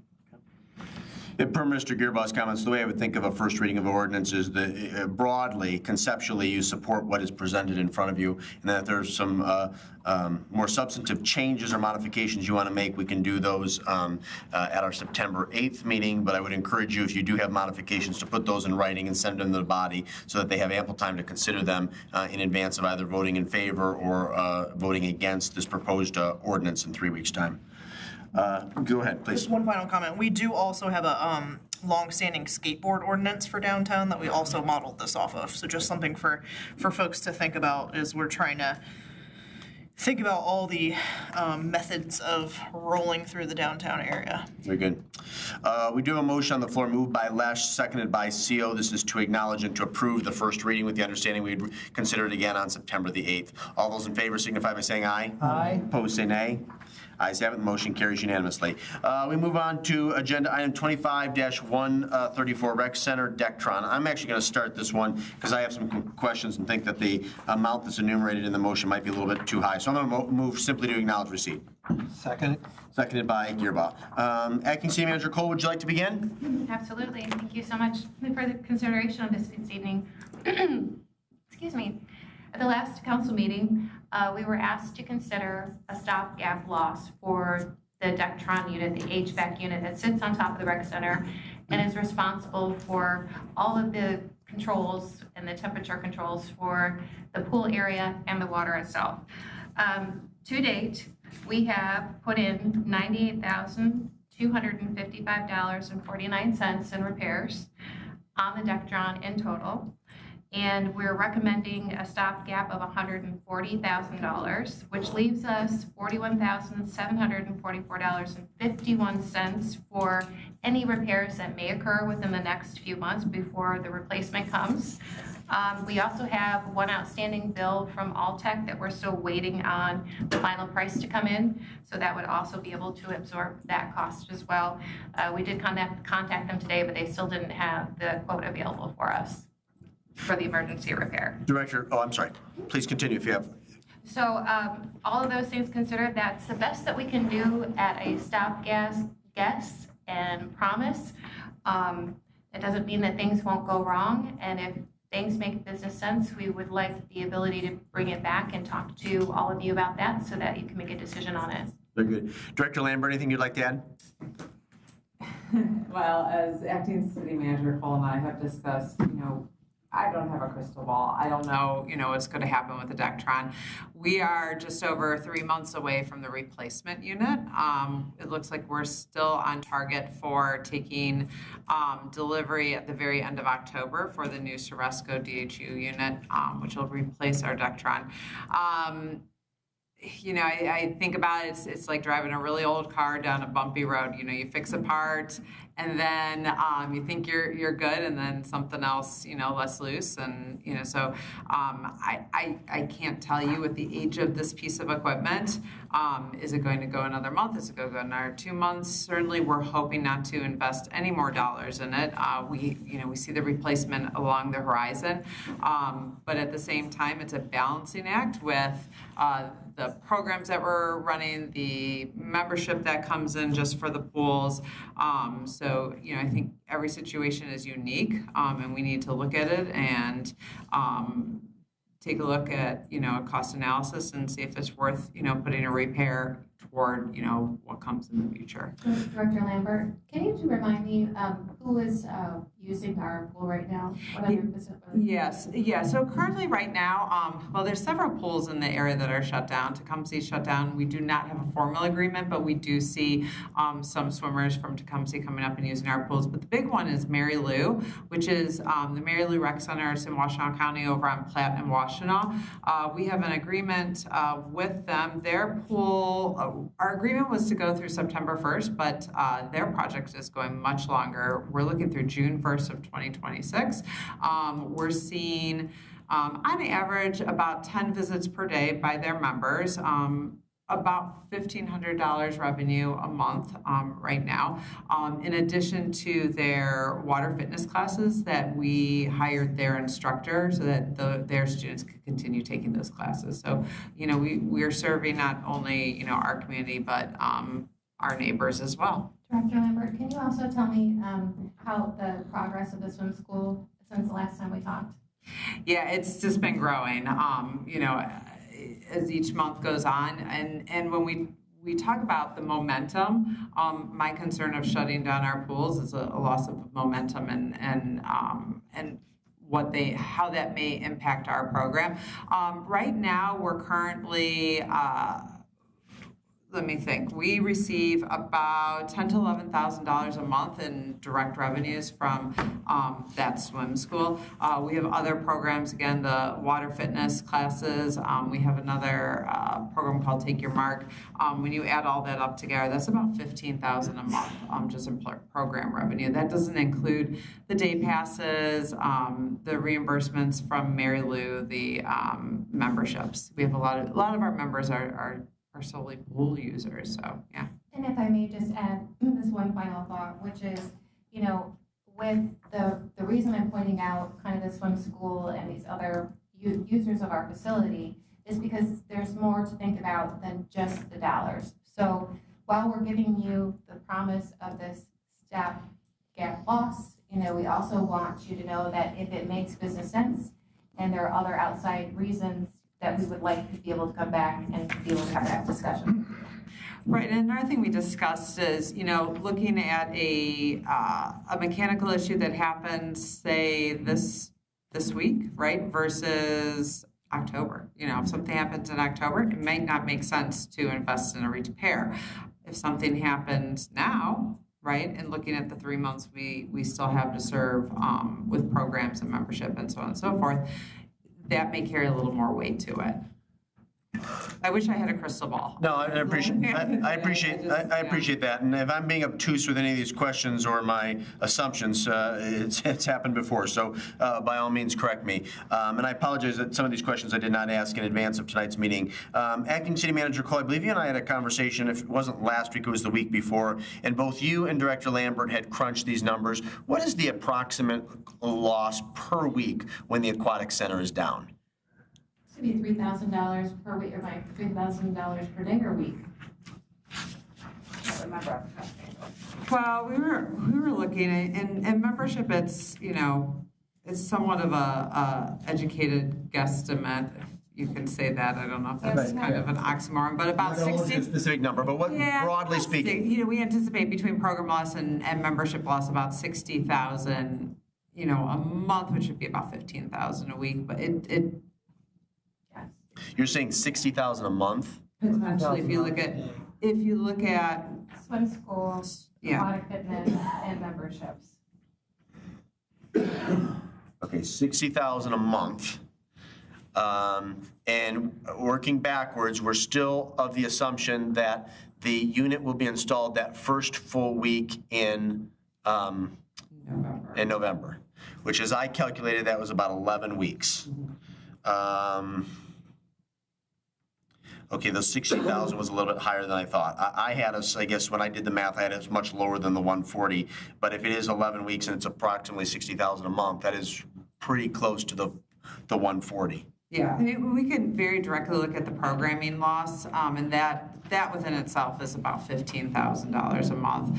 And then you're just adding in, what our membership, our membership, we bring in about what, 600 and I think we did 680,000 this past fiscal year, you know, and then you have to take a look at what the estimated percentage is for that. You know, when we do shut down our aquatic center or any parts of our building in the past when we've had maintenance projects, usually what we do is extend those memberships to keep our customers and to lower that financial impact.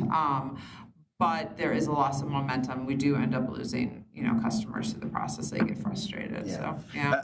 I'm of the opinion that we should definitely provide something. I'm maybe of the notion right now that 140 is a little bit on the high side, and I am very mindful of statements that you and Ms. Cole made, which is if we get to mid to late October and there's a catastrophic failure, it doesn't make any economic sense to invest dollars, even if council has approved them. Sure. So it's really talking about some sort of maintenance issue that's going to occur in the next probably 2 to 4 weeks. Okay. Comments or questions from the dais? Mr. Gearbaugh. Of course, I'm not going to support this because I've yet to see a contingency plan. We provided over $400,000 for support this year, and we've not talked about reduction in costs. We've not talked about potential reduction in staff. We've not addressed how this could be brought about in there. I understand that we're maxing out the $140,000 as the total cost that we're going to invest into fixing this Dectron unit, but we should not be talking about giving them another $140,000 on top of what it is. I don't think that's your intention, correct, Ms. Cole? No, it's not an additional $140,000. It's just the difference between the $98,000 we've already spent and the $140,000. And for me, I'm not sure why we need to address it and give another additional amount because we already are subsidizing the rec center for $400,000. So the issue tonight is to approve a ceiling on the amount of money that we are going to allow, which actually I don't really know why we're doing that because it's already in their budget and should be used that way. If they would actually address the concerns that we brought about is there needs to be a systemic review of how this is being operated, and we have not addressed reducing costs. We've not addressed properly staffing. We've not addressed reorganization. And I will just keep saying that until we have a full plan that evaluates this, which is what's deferring in terms of the rec center task force, right now, this is just a thing that you want to avoid losing revenue that could put us further in the hole. And at this point, that is the sensible thing to do. I'm just concerned that here we are again. And I will just make my comment that we have to fix this problem, and this council has failed to do that. I would respectfully but emphatically disagree with that last statement because I think the genesis for establishing the rec center task force and the subcommittees and getting this broad array of stakeholders is a strong indication that this body takes these issues seriously and wants to develop a long-term plan to put this facility and these amenities on a more sustainable trajectory that aren't an undue burden on the city's general fund. So with great respect, I think that last statement's a bit hyperbolic and not accurate. I disagree, Mayor. Okay, well, you can disagree, but... And you're hyperbolic too, so just... Say again? And you're being hyperbolic about what? Not, absolutely not. Yep, I am not. Councilmember Rice, did you have questions or comments? Yeah, so what we're really talking about here, because we've already said yes to the upcoming repair, what we're really talking about here is about $41,000, correct? If anything happens over the next 3 months, really the next 2, because if something happens in the 3rd month.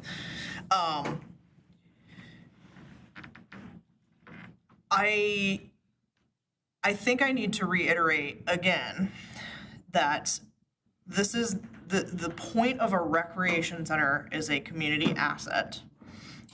We can't not chew gum and walk at the same time. We are currently working on trying to solve the problem or coming up with ideas to attempt to solve the problem, and we can't let it just fail in the meantime. I think the statement that this council has failed in doing so is inaccurate because this council, the one that I'm sitting on right now, has been working on it since I've been sitting on it. This has been an issue for long before this council started working on it. So this council that I'm currently sitting on is trying really hard to keep this recreation center an asset to this community. I do, however, understand the need to slow our roll in continuing to put Band-Aids on things. I am personally torn with this amount of money over the next 3 months. But at the same time, I just heard all of the programs we have currently going on, the fact that Mary Lou folks are at our facility. There's not another facility right now very nearby for folks to be at. So we are saving people right now. We are an asset. We are needed in this community. So I will lean more toward the helpful aspect of this, that if we need to put Band-Aids on it to get it through 2 more months, knowing that a large portion of the HVAC problem is going to be solved simultaneously with a group of people who are looking very deeply and have wonderful ideas on how to keep this thing sustained, there's just no reason to not keep moving forward on all of this. So that's where I am with this. Can I ask a quick question first, a comment that Mr. Gearbaugh made? And again, I want to acknowledge I was out of town on Wednesday when this agenda was prepped and reviewed, so I appreciate your work on that of Councilmember Lesh who filled in. What is budgeted currently in the new budget that would have recently gone into effect July 1 that could be utilized for Dectron repairs? We have a brand new maintenance budget line item. I don't know the exact total of it, but it's more than $40,000. Okay. But we're planning on using some of that for other maintenance items for the rec center. So, do you know off the top of your head what the total is? So, yeah, there's a couple different lines. Well, for the aquatic center, there's one that's about 18,000, another one that's 16,000. We're working on a budget amendment request, just, looking at the revenues, the additional unexpected revenues from Mary Lou to help offset some of these costs for the repairs. We have a building budget as well, so we have a third line item, and off the top of my head, I hate to speak without, I feel like it's maybe 10,000 or so. I feel like we're at total around 40,000. We can get the exact numbers to you, however. Okay. Mr. CEO, I'm sorry, unless you have anything further. Mr. CEO and then Mayor Pro Tem Dillon. I'm just going to offer, Your Honor, in recognition of your thought that this might be a little too much to put, why don't we enter into a kind of a stepped agreement that said as time goes on, we would put less and less money in recognition of the fact that we'd be losing less money over that shorter period. Yep, something like that could be considered. At the moment, Mr. CEO, the motion was made by myself, seconded by Gearbaugh, simply to acknowledge receipt. So we're not actually not voting on the proposal yet.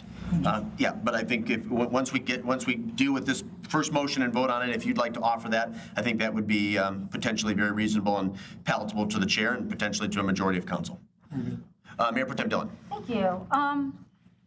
Thank you for bringing this information back to us and helping us kind of understand. First, I'm going to start within the memo. When it says financial exposure for pool closure, we've got a revenue stream and an expense. There's a $10,000 line item that I'm trying to figure out what that ties to. Because it says swim school and private lessons, 11,000. What is the 10,000 above it that you're adding in? I think that was just the way it printed. It was 10 to 11,000. Okay. It was like a range. It just, depends from month to month. For example, we had a week shutdown when we had our most recent failure, and so we had to adjust the bills for that for the upcoming month for swim school. So if we do have like small shutdowns, unfortunately, we've had a couple other events that we have to brownouts, for example, things like that happen, contamination events in the pool, and then we have to make adjustments to bills. Yeah, so that's why there's a bit of a range. Okay, thank you for that clarification. Yes. Here's where I'm struggling. Back at the beginning of the year, we were willing as a council to make an investment, and we were, we're going to get a year out of this. That lasted all of like 6 weeks. And then it came back, and then it came back, and then it came back. Using your analogy of the broken car, at some point you have to cut your losses and say, you know what, I'm going to have to take the bus.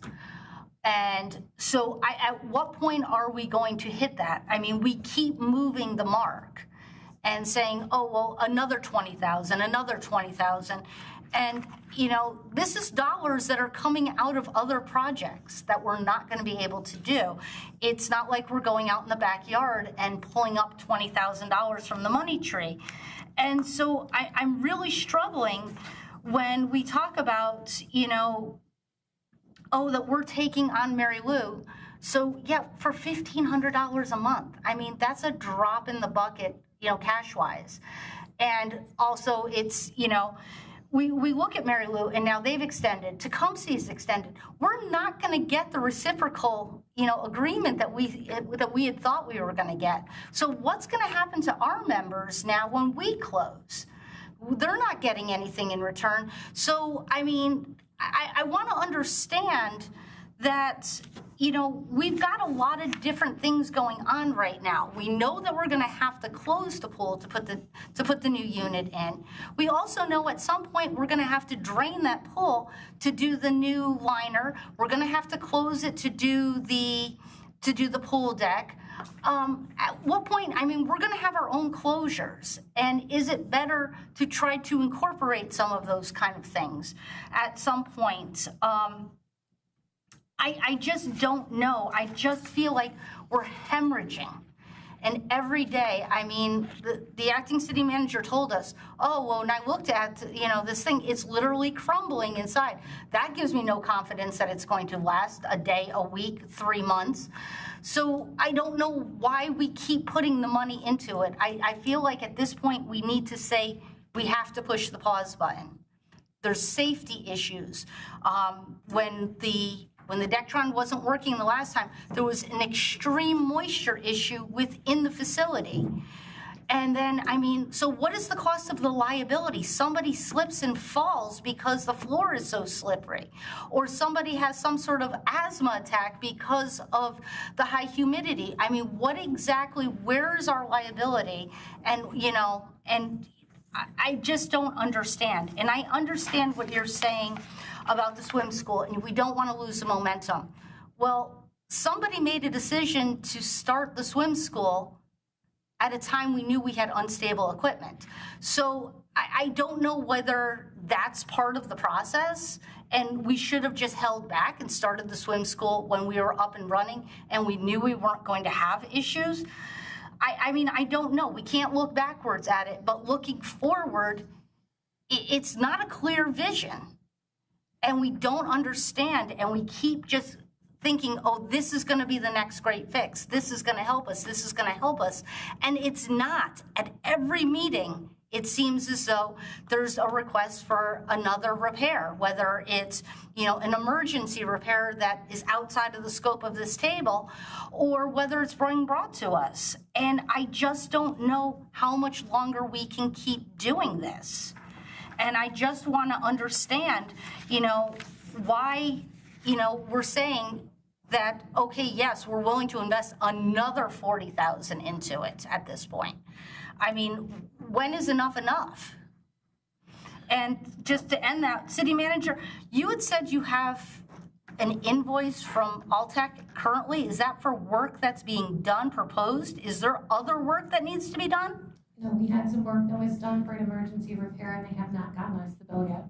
So is that the $20,000 that you pre-approved, or is there other work? No, this is other work that we don't think is nearly that cost, but I wanted to make sure to mention to you that there was an outstanding bill of a smaller dollar amount.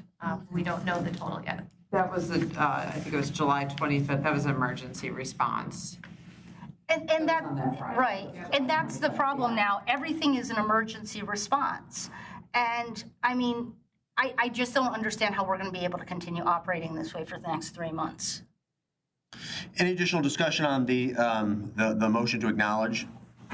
No? Okay. You do? Okay. Yeah, I have a question.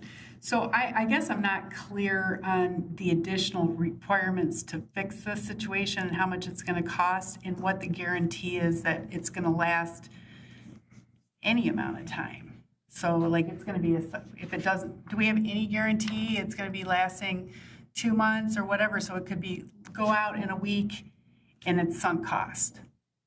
Correct. We do have guarantees on certain parts that parts are installed.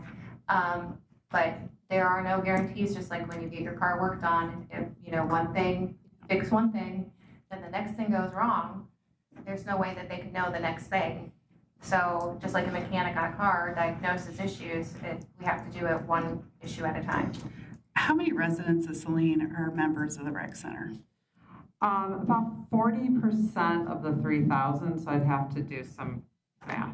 All right, so if we took the amount that we've spent on the Dectron and divide it by the number of residents using the rec center, does that pencil? I mean, I'm looking at, you know, at a quarter, it's, you know. 1,200, yeah. Yeah. So that's a really nice private membership somewhere, so I just. It's not just our membership, so, you know, a lot of our swim school participants, so we have about 160, you know, students in the swim school program. A lot of them actually aren't members of the rec center. We find that for a lot of our programs, you know, it's a mix of members and non-members. Plus we have people who come in with day passes and other interests, so, yeah.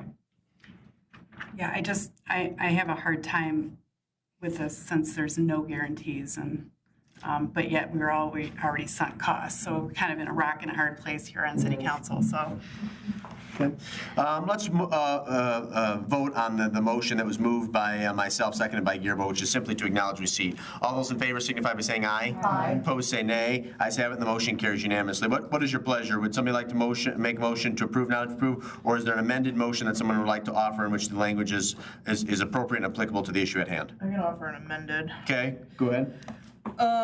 Well, I'm not gonna be great with the wording here, but, We can finesse it. what if we did 40,000, starting this month goes down to, maybe it goes down 10,000 each month until November? So it's 40,000 for the remainder of August. It's 30,000 for the month of September, and it's 20,000 for October. Is that the motion?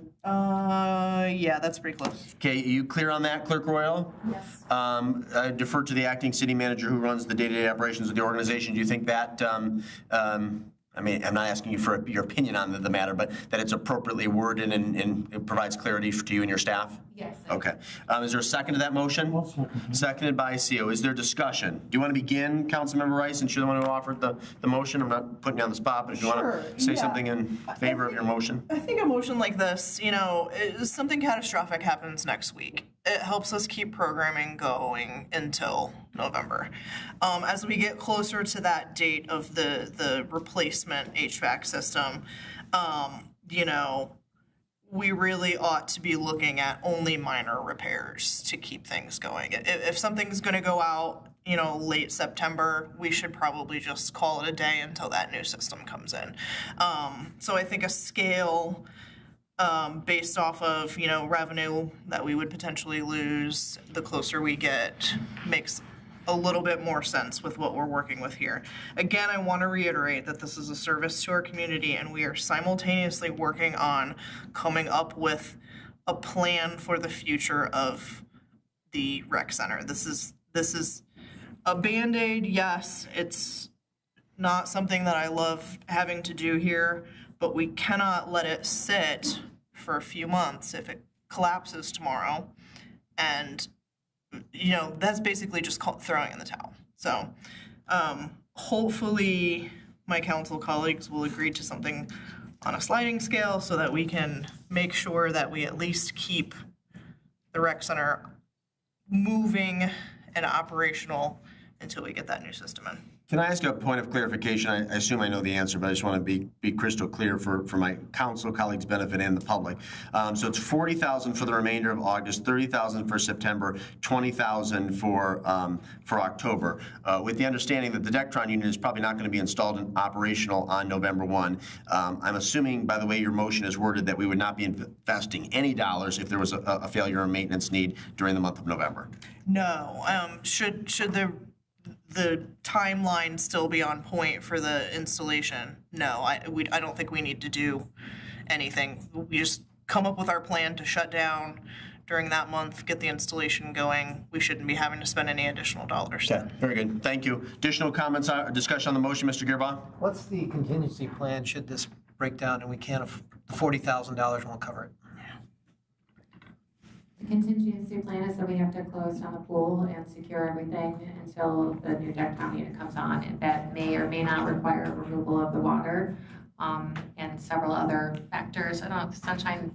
Yeah, it's an evaluation of whether you drain the pool or you don't drain the pool. If you keep the pool, water in the pool, it increases the humidity. The humidity is not good for the environment of the entire rec center and all the different components, plus shutting down all those motors, all those pumps for an extended amount of time is not an ideal situation. So that is definitely challenging. And then as we hit those colder months, to have an empty pool with, colder temperatures at night, that can have an impact on it too. So come October, we are going to have to shut it down, drain the pool and all that, correct? Yeah. It's something that we have to evaluate, yeah. And what again is the length of installation? 6 months? 6 weeks, I mean? No, we're looking at 2 to 3 weeks. Okay. And then the only other thing is, from my perspective, the funding is there. It's just you're going to have to repurpose it within the budget that's there. There is no need to additional recommend. You're going to have to make do with what's there. Mayor Pro Tem Dillon? So to clarify, where is this $40,000 coming from? Is this a general fund influx, or are they using their own budget dollars? It depends on which line item, how much is left in line item at the time of the expense. So there are so many factors to be considered in this, meaning that if we go forward and the money is spent out of the budget line item on something else in between now and then it might need the full, $40,000 general fund contribution. If not, then it would need, most likely it's going to need a lot less. But we certainly can provide a report too if any of those things happen. So the part that I'm concerned with right now is that somebody somewhere pulled $40,000 as a number out of the air. Are you telling us that you think there's $40,000 worth of repairs that it needs right now? I certainly hope not.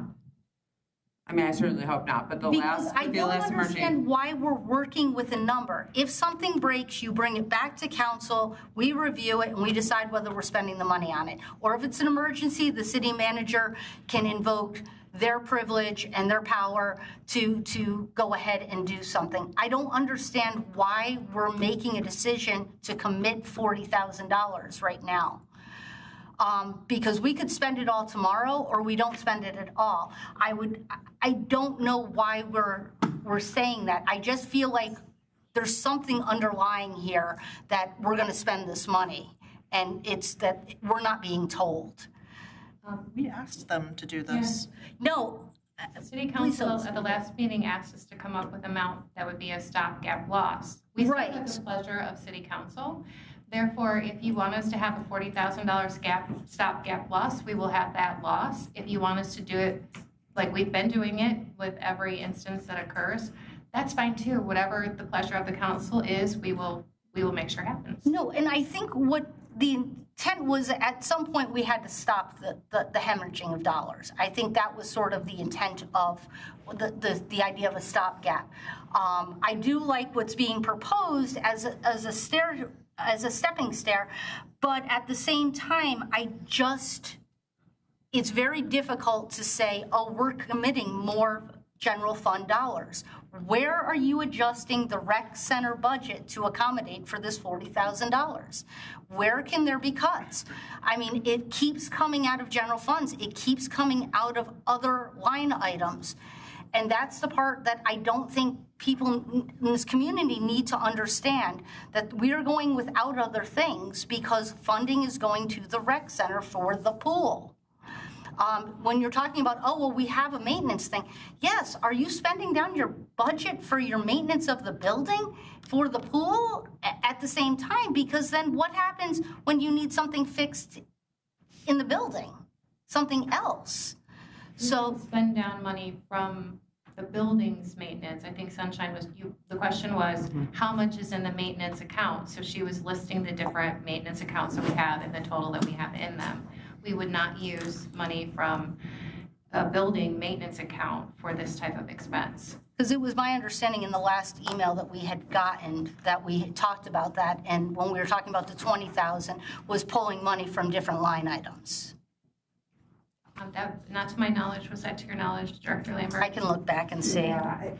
I know we talked about those two pool items, the two GLs for the aquatic center. There's a equipment repair maintenance and then the building repair maintenance but it's pool, building repair maintenance pool. Yeah. Okay. Thank you. Thank you. Everyone's made their position clear. Is everyone, not comfortable is not the right word. Everyone mindful of the modified language that was offered by from the floor, moved by Rice, seconded by CO? And Clerk Royal, you got the amended motion? Okay, very good. All those in favor of the motion signify by saying aye. Aye. Opposed, say nay. Nay. Ayes have it. The motion carries 5-2. We move on to agenda item 25-137, industrial water main lining. This will be a motion to acknowledge receipt and to approve or not to approve the construction contract with Fair Paul Construction in the amount of $1,415,756.10 and a construction engineering contract with OHM Advisors in the amount of $47,500. Move to acknowledge and approve. Moved by Rice to acknowledge and to approve. Is there a second? Seconded by, let's be the move second on that one. Mr. C, I'll get you on the next one. Director Hoppala. Yes, thank you for your patience this evening. Yeah, not a problem at all. So yeah, we are looking to enter into a contract agreement with FurPal Construction to line our 12-inch ductile iron water main located over on Industrial, right at Industrial and Woodland, all the way to just north of Campus Parkway. So we're looking at just over 2,500 linear feet of that 12-inch pipe. So since 2009, we've actually had 9 water main breaks on that water main. That water main was installed in the late 80s, I believe 87, 88. Ductile iron water main typically lasts about 80 to 100 years. So having 9 breaks in that new of pipe, we've got an issue, and we've kind of prepared that lining that main is our best repair strategy. So again, we have opted to go with FurPal, who is a sole source provider of this exact methodology for cured in place pipe. So again, that new CIPP should establish an additional 80+ years to the condition of that pipe. So what they do is we will actually cut out different pits. We will provide temporary water to all businesses, given the business district on Industrial Drive there.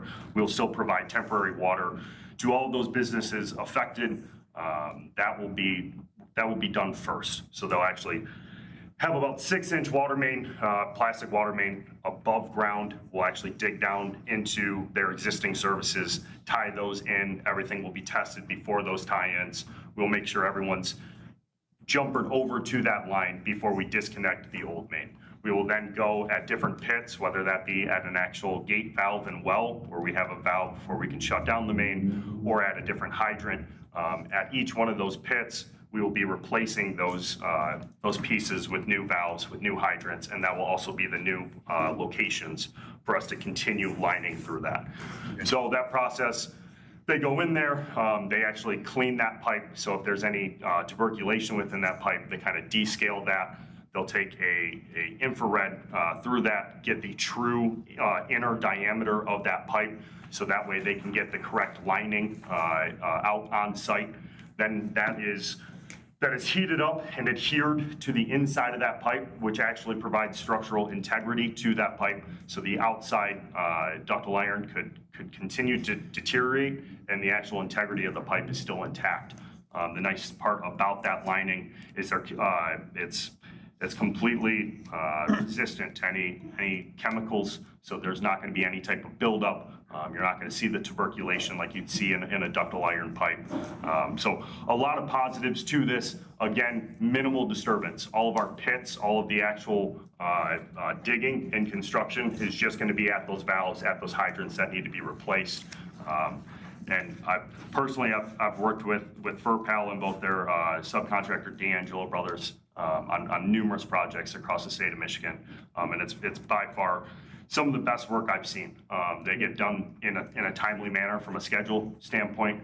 And with that being said, we're anticipating a target date of end of October to actually switch that line over to the temporary. We've worked with Bill Briggs' group quite a bit back and forth on this because we will be taking that tower on industrial offline when we do this. We've ensured that to make sure if they need any maintenance activities done to that tower when we have that offline, there is no expectation that there will be any disruption in services when we do so. We will also be installing new valves at that T that actually goes to that tower. So we will have a valve located on the tower line, a valve located on the east side and the west side. So if for whatever reason we need to shut a valve, if we need to turn off the water at the tower, that line is still fully in service. All those people along industrial line are not affected. Really gives us good control over isolation of that main while still providing water to everybody. So again, we've got a part of the attachments. I've got the quotes from FurPal Construction and an overall total of $1,287,051. But however, in the memo, I state that we're looking for 1.4 million. That is with 10% in contingency. The idea there being there could be, given our not the greatest records of as-builts and construction, there could be 1 to 2 services that are unknown to us at that time. If that is the case, those are not going to be in service, but we do want to ensure that those are cut into and operational for future use. So after that main is lined, any of those existing water services, it's actually a rather cool method. They kind of send a robot on wheels in there. They've already identified linear footage of where all those services are. They've gone back and forth with a few different methods that I've seen, whether it be kind of a light that emits or a magnet that when that robot gets up to it, they identify the exact location of that service and they can drill that out. Once it gets to too large of a diameter, they do need to dig up on the outside to then make that permanent connection to the existing water service. And then apart from that, we've got $47,500 in construction engineering costs from OHM to provide what I call spot inspection. So the majority of their services will be in regards to the temporary water main that will be getting installed, overseeing all the testing requirements, and overseeing all the open cutting. So all of that, all the valves, the hydrants, making sure that the contractor is truly complying with everything that we have in our standards, and we're getting documentations and records of top of pipe, the depth of bury, all of those things that we look for. So that's coming out to about 3% for the cost of construction. Again, construction engineering can be anywhere from about 10 to 15%. So truly that 3% is just spot inspection for us. Thank you for that analysis. Well, it's true, and you never want to spend this dollar amount, essentially 1.5 million, when you consider the scope of this project initiative. It's actually rather reasonable, and I will note that the city has approved water main linings in the past. The inconveniences are indeed minor. It improves and prolongs the length of those water mains, and certainly has a positive impact on water quality in specific regions of our city. So I'm very enthusiastic about the proposal that you're presenting this evening. I'll be voting in the affirmative, and I'll open it up for questions or comments from the dais. Mr. Seal. Okay, given the fact that you're going to have above ground water main, will this work be done before things freeze this winter? Yes, so that is our intention.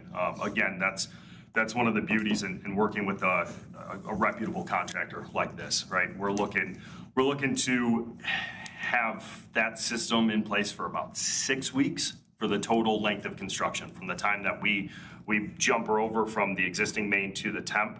That was our conversation, is about 6 weeks time. So if we're targeting that week of Halloween there in October, we should be wrapped up by about first week in December. Okay. Additional questions, Councilmember Rice? This will look similar to the actions that were taken on Harris last year, right? it kind of looks the same where they were run to houses? Like you weren't, I know you weren't Yes, here. slightly different in that the service lines are much larger in diameter in most instances. So those will actually have to be dug up and reconnected. But most of those residential services are much smaller, where they can actually take that robot and drill it out from the inside of the pipe. But we shouldn't have to worry too terribly much about any affected traffic patterns, things like that. No, we intend to, there will be no obstruction to traffic. Everything is out in the green belt. That was part of our added scope to the project on the Industrial Drive project, was to get that valve that was at the intersection of Woodland and Industrial out of the intersection and actually over into the grass area to the northeast there. So any open cutting, any digging, any of that is just going to be in the grass. There won't need to be the removal of any trees. We're not going to be obstructing any other utilities. There's no relocating of this line. It's all just staying right in place. Thanks. Additional comments or questions, Mayor Pro Tem Dillon? Thank you. You definitely just answered my big one, which was, I hope you're not cutting our new road. So I think it was prior to your time here when they were in the roadway. I think this is what Councilmember Rice was getting at. There was one-way traffic, and that thoroughfare where you're talking is a major hub for schools, for the high school. Yes. And so kind of understanding that, that I think, have we notified the schools of this project? I'm not sure if we have, and that's a fantastic question, and I'll follow up with that. We've had a lot of communications with the school recently with all the ongoing projects, so we very well may have, but given that there isn't going to be any type of obstruction to water services or traffic, it's not high on my memory list there. So then my last question for you is, if OHM is overseeing things, are they then responsible for the project? Is the city doing its own inspections at all? Is it your department? Is it our city engineer? Do they have a role in this? Yeah, so again, I think with any construction project, right, you always have three parties involved, right? So you've got your city staff, you've got your engineer of record, and then you've got your actual contractor as well. So your engineer of record is providing those actual inspection services, boots on the ground, right? The contractor could be out there for 4 hours in a day. They could be out there for 16 hours in a day. And so that's really what those construction engineering services are for, is those boots on the ground, the photo documentation, the depth of bury, just the entire scope of it, right? Checking to see that they're abiding by our standard details. And then, again, they are also reviewing the actual pay applications that then come in through FERPAL, right? So that whoever's out on site is confirming that all of the quantities match day to day, and conferring with that contractor. So that way, when they're submitting invoices, there's no discrepancies. We know that what is being submitted is truly what we are paying for. And so again, on the staff side of things, it's our responsibility to effectively understand what we're asking for when we ask for these proposals, or we're asking for this work to be done, right? So in this instance, that's why we're just looking at a spot inspection from our engineer. We find that with this CIPP method, there's no need for full-time inspection on this. These guys are truly the only ones who do this work. They are the experts. And from our standpoint, there is no risk in having essentially an inspector standing in the truck watching the camera go through the pipe.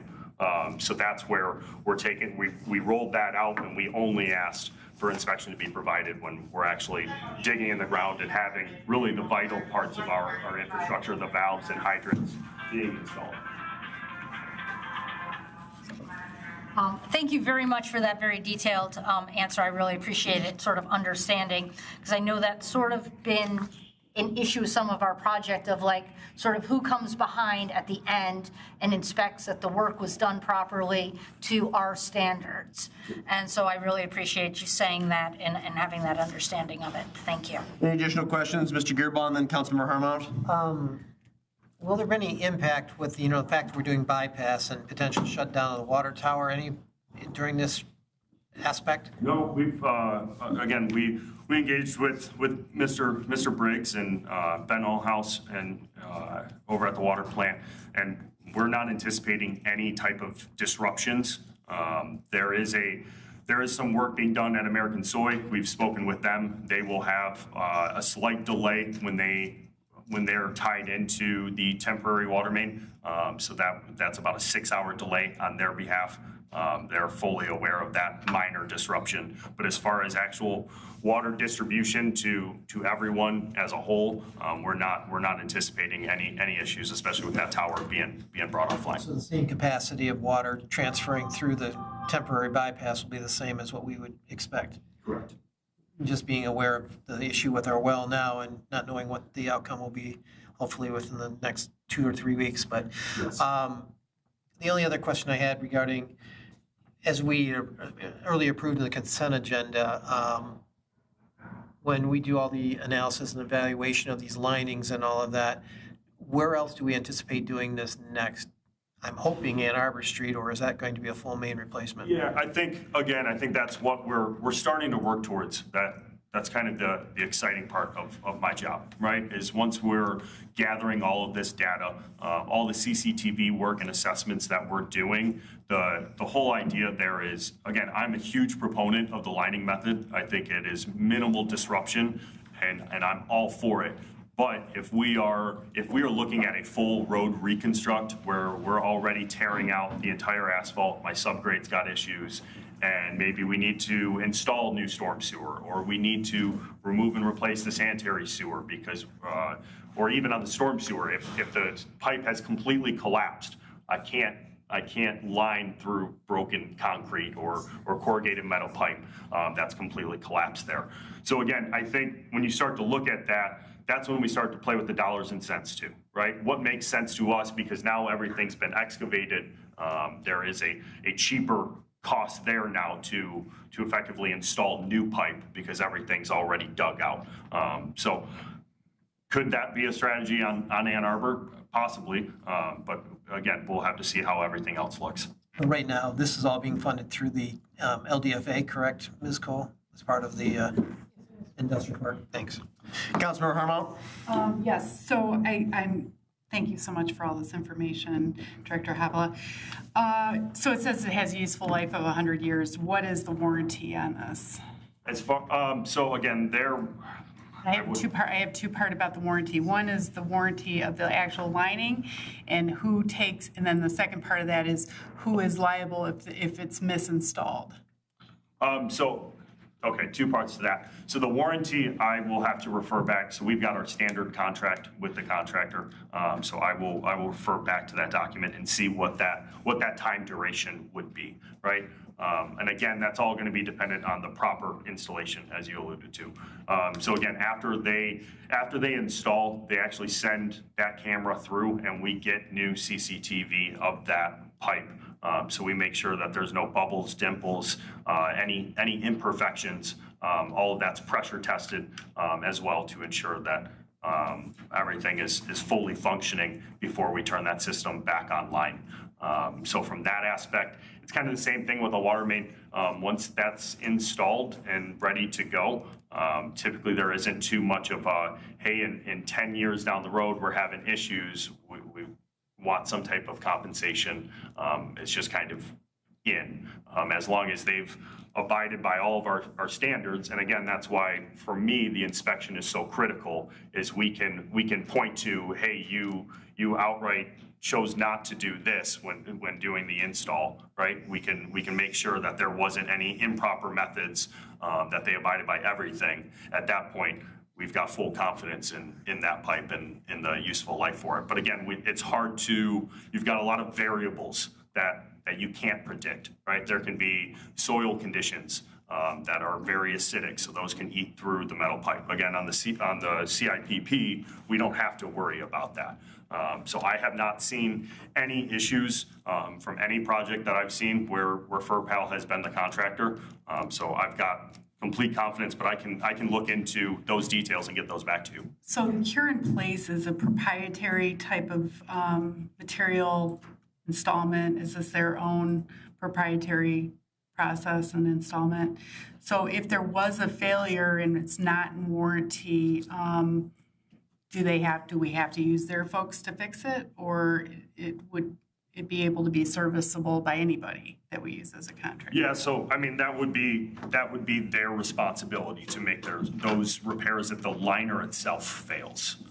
Again, since that is their proprietary material, they would be the ones to go in and make that repair. But again, that's not anything I'm aware of seeing. But again, I can refer back to our warranty documents. Yeah, I'd like to understand what the warranty agreement is on that material. Your doors are, doors are locked. You're meeting illegally right now. Okay. Can you correct that? There would be a way to address that other than interrupting the meeting, but thank you. Are there additional comments or questions pertaining to the motion on the floor? No? Okay, it's been properly moved by Rice, seconded by Lesh to acknowledge receipt and to approve. All those in favor signify by saying aye. Aye. Opposed, say nay. Ayes have it, the motion carries unanimously. We move on to new business item 25-138, CINTAS Uniform Contract Agreement. This will be a motion to approve the 5-year CINTAS contract agreement for uniforms and mat cleaning for city facilities. Move to acknowledge. Moved by Dylan, simply to acknowledge. Is there a second? I'll second. I'll give it, I think I promised you one, Mr. C. I'll get you on the next one, Mr. Gerbaugh. Been moved by Dylan, seconded by CO, simply to acknowledge. DPW Director Hoppola, would you like to make some brief obligatory comments regarding this item? Yeah, absolutely. So here with the city, both DPW and our utility departments at both the water treatment plant and the wastewater treatment plant have a current contract with UniFirst to not only provide our uniforms and clean those uniforms, but also actually cleaning the mats that you see here at City Hall, you see on the police side, you see down in the building department, over at the recreation center, at the DPW, and then again at the water plant and the wastewater plant. So that contract actually expires on October 5th. So we had a decision to make, right? We were either going to renegotiate a new contract with new terms, with increased pricing with UniFirst, or we could look at CINTAS, who really those are the two main competitors in this field. The city has utilized CINTAS in the past. And so more recently, they have actually joined Omnia, which is a government cooperative where they are now capped at, they cannot increase their rates past 3% year over year until 2031. So the pricing that I've included here, that cannot increase more than that 3%. I believe last year they said they increased about 2.6%. So again, that's kind of the background with them. So this will be replacing all new uniforms for the staff. So that is 11 different pairs of shirts and pants. So that is five are going to be cleaned weekly with another 6 available to the guys. So if they do have a water main break in the morning, right, and they are absolutely drenched in mud or whatever that may be, they can then get changed at lunchtime and not have to be in that soaking mud. So that's the reason for the 6th set of clothes there. Again, the new uniforms that we'd be moving towards with CINTAS will actually have the ANSI class requirements for the high vis built into them. So my staff will not have to have the need to have the high vis vest on, whether that's on the shoulders for a button up or it's actually a full high vis like a neon green, and then the like silver reflectivity along that. So that way when they're working in the road, working in the right of way, working at night, they are fully transparent to everyone around them, and they will also be identifiable at all times. So they will have it will say City of Saline on their shirts, as well as their name embroidered on it. So that way, if they do need to speak to a resident, they do need to enter into a backyard, there's no mistaking that is a City of Saline resident. So for me, there's that being able to identify them, the safety of that, and then we are also swapping out on the minor note the mat cleaning again for all the facilities. Very good. Thank you for that, Director Hoppola. Are there any questions for our DPW Director? Mayor Pro Tem Dillon. Thank you. I was one that pulled this off, and I appreciate that extra detail wasn't included in the initial memo. It was hard to understand why we were going from a current contract to a more expensive contract and not understanding the details of what we were getting with that. And so I appreciate that. Obviously, safety of our staff is paramount. So I appreciate that it does have its one less piece of clothing that they're going to have to wear if it's built into it. So like I said, I was just confused as to why we were moving and whether or not that dollar amount included the actual garments or just the cleaning of them. Yes. And does it include like replacement? And so if somebody were to size up, size down, or, the holes in them, because I know they're pretty rough on their clothes with the type of work that they're doing. There's absolutely no added cost to this amount that I've stated here for rips, tears, any type of replacement. There is 2 different shirt options, so if they decide they like the one more than the other, they can swap back and forth, and there is no increase to the dollar amount stated there. The same goes for the pants. There's 2 different types of pants, just preference for the staff. And so again, there won't be any added costs. Repair, replace, cleaning weekly, all of those are included. Fantastic. I appreciate that. And then my only other question I had was about the mats, Yes. which I knew we have. What I was trying to figure out is they say there's a minimum $35 delivery charge, and it was unclear as is it per location or is it? So that delivery charge is not something we will be charged because of the amount of work we are doing. So that is when a truck shows up on site, they are going to charge at a minimum a $35 charge. So let's say I only had a DPW of 5 guys and the cost to clean the shirts was $20 a week, they would charge us $35. But given we have 21 staff between myself and Mr. Briggs, along with the mats, our costs on a weekly basis are exceeding $35. So there is no additional delivery charge. Fantastic. Thank you again for the clarification. Any additional questions? We have a motion on the floor, moved by Dylan, seconded by CO, simply to acknowledge receipt. All those in favor say aye. Aye. Opposed, say nay. Ayes have it, the motion carries unanimously. Is there a motion now to approve? Move to approve. Moved by Dylan, seconded by Gearbaugh. Is there any discussion? Appears to be none. All those in favor of approving say aye. Aye. Opposed say nay. Ayes have it, the motion carries unanimously. We move now to our last formal action item under new business, which is 25-140 Art and Leather Bucket Alley Finalists and Saline Main Street Board Recommendation. This is a motion to acknowledge receipt and to authorize, not authorize Saline Main Street to move forward with Curtis Wallace as the artist for Leather Bucket Alley mural, and to authorize, not authorize staff to proceed with the contracting and project scheduling for installation. To acknowledge, authorize, and authorize. Moved by Gearbaugh to acknowledge, authorize, and authorize. Is there a second? Second. Seconded by Rice.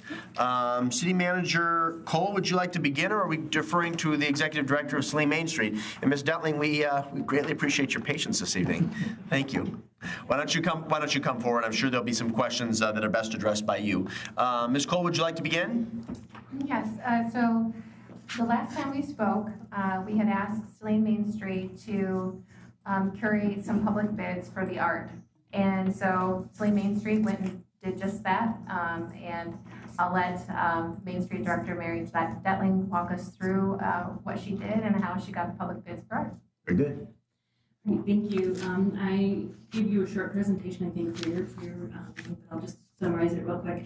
So basically, we gave a 10-day call for art. I think it was actually 11 days call for art on a website that is made specifically for that. It's called callforentry.org. And so we did that, and I also sent individual emails to Joanne Dents to disseminate to her artists that she's aware of, as well as a couple other local artists that we had worked with or I knew of in the past. With that response, we had 13 respondents, 3 of whom were local, and the rest of them were not local or were unaware. There were a lot of different varieties of art submitted. A lot of them, unfortunately, didn't read the full description because they had made it so it would be placed on a wall. So that eliminated quite a few. A couple other considerations eliminated others, including one person who didn't submit any art at all, and which in certain business practices that's fair. And another person who was like, well, usually when I travel, I just, you can just put me up anywhere, like at somebody's house or something. I said, well, that's probably not going to happen. So with those things in mind, we ended up with 2 finalists. The second place winner, according to, our board decided on Curtis Wallace because of several reasons, but we really liked the art done by Corey Pardo. There are some problems with that particular piece being on the ground in Leather Bucket Alley. One being is that I think you lose the effect of seeing the Saline as you're walking through, and another thing is it's not even there. When you're making squares on that ground, all the different pieces of cement there are just not gonna be conducive to that necessarily. So that was one of the reasons why we preferred Mr. Wallace's art piece over Mrs. Pardo's. But we chose that because he is doing native wildflowers, so there's no particular, no square borders throughout the whole thing. And I've already talked to him about changing the buckets that we saw in the pictures to leather. And I have talked to him about making some changes to the animals as well. So he is unfortunately on vacation right now, so he is out of the state and so couldn't be here tonight. Appreciate your work on this. Appreciate your board's work on this. It's great to hear that you received a number of good applications. You had a nice, diverse pool of artists to choose from. I think this is fun, and I'm glad to see that it coming to fruition this evening. So at this juncture, Acting City Manager Cole, unless you have anything you'd like to add, I'll open it up for questions, comments from the dais. Councilmember Rice, and then Mr. Gearbaugh. I appreciate this presentation. I have seen both Curtis's and Corey's work, and I'm really excited that they both applied. We've got a lot more things we want to do in Saline, so even if, and I know Corey is on the side of the Hartman Insurance Building, correct? Is that she is, Corey's work as well? On the front of the 109. Oh, wonderful. Yeah. Oh, yeah, she does the windows too, right. So it's wonderful to have these local artists want to continue to contribute to Saline. I think that's awesome. I also have spent some time with Curtis and seen his portrait artistry and attended an event that he hosted, and really, really love that he wants to be a part of our community as well and contribute to the culture of Saline. So I'm fully supportive of what your board has decided on. I think it's wonderful that you all have spent this much time, thinking about this cool project for the city. I'm really excited about it. Thanks. Councilmember Gearbaugh? Again, you and I had the chance to talk about this and some of the feedback, especially about adopting the buckets to become more representative of what's historically there and even the animals and things reflective of it. So I'm looking forward to this. Curtis is a very energetic and enthusiastic individual when I met him and talked to him a little bit.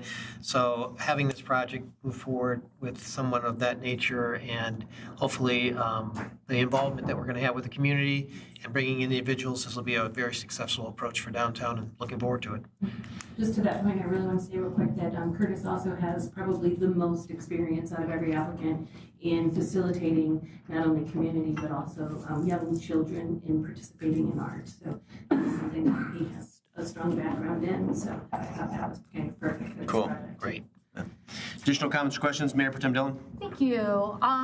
Thank you so much. We talked about this a while ago. It was an idea that I saw somewhere else, and because we at one point talked about painting the wall, and I was afraid it would be a little claustrophobic. It's like, hey, I've seen this painted on the floor.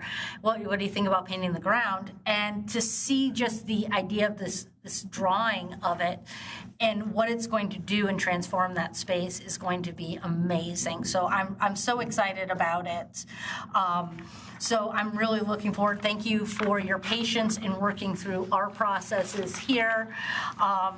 And then that leads me to just one question to the acting city manager, which was under the approval, it says authorize staff to proceed with contracting and project scheduling for installation. So is the city managing this project? No, it will be, Saline Main Street will be managing the project, but it will incorporate parts of our staff as well. Okay, thank you. Additional comments or questions, Mr. Seal? Is there a when to this?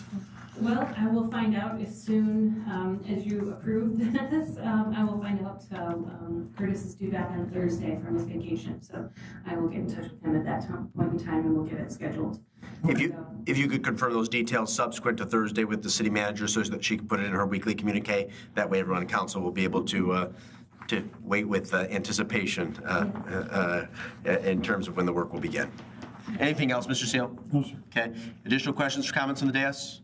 Discussion on the motion. We have a motion on the floor moved by Gearboss, seconded by Rice to acknowledge, to authorize, and to authorize. All those in favor say aye. Aye. Opposed say nay. Ayes have it. The motion carries unanimously. Mary, thank you very much. Appreciate your time and leadership on this issue.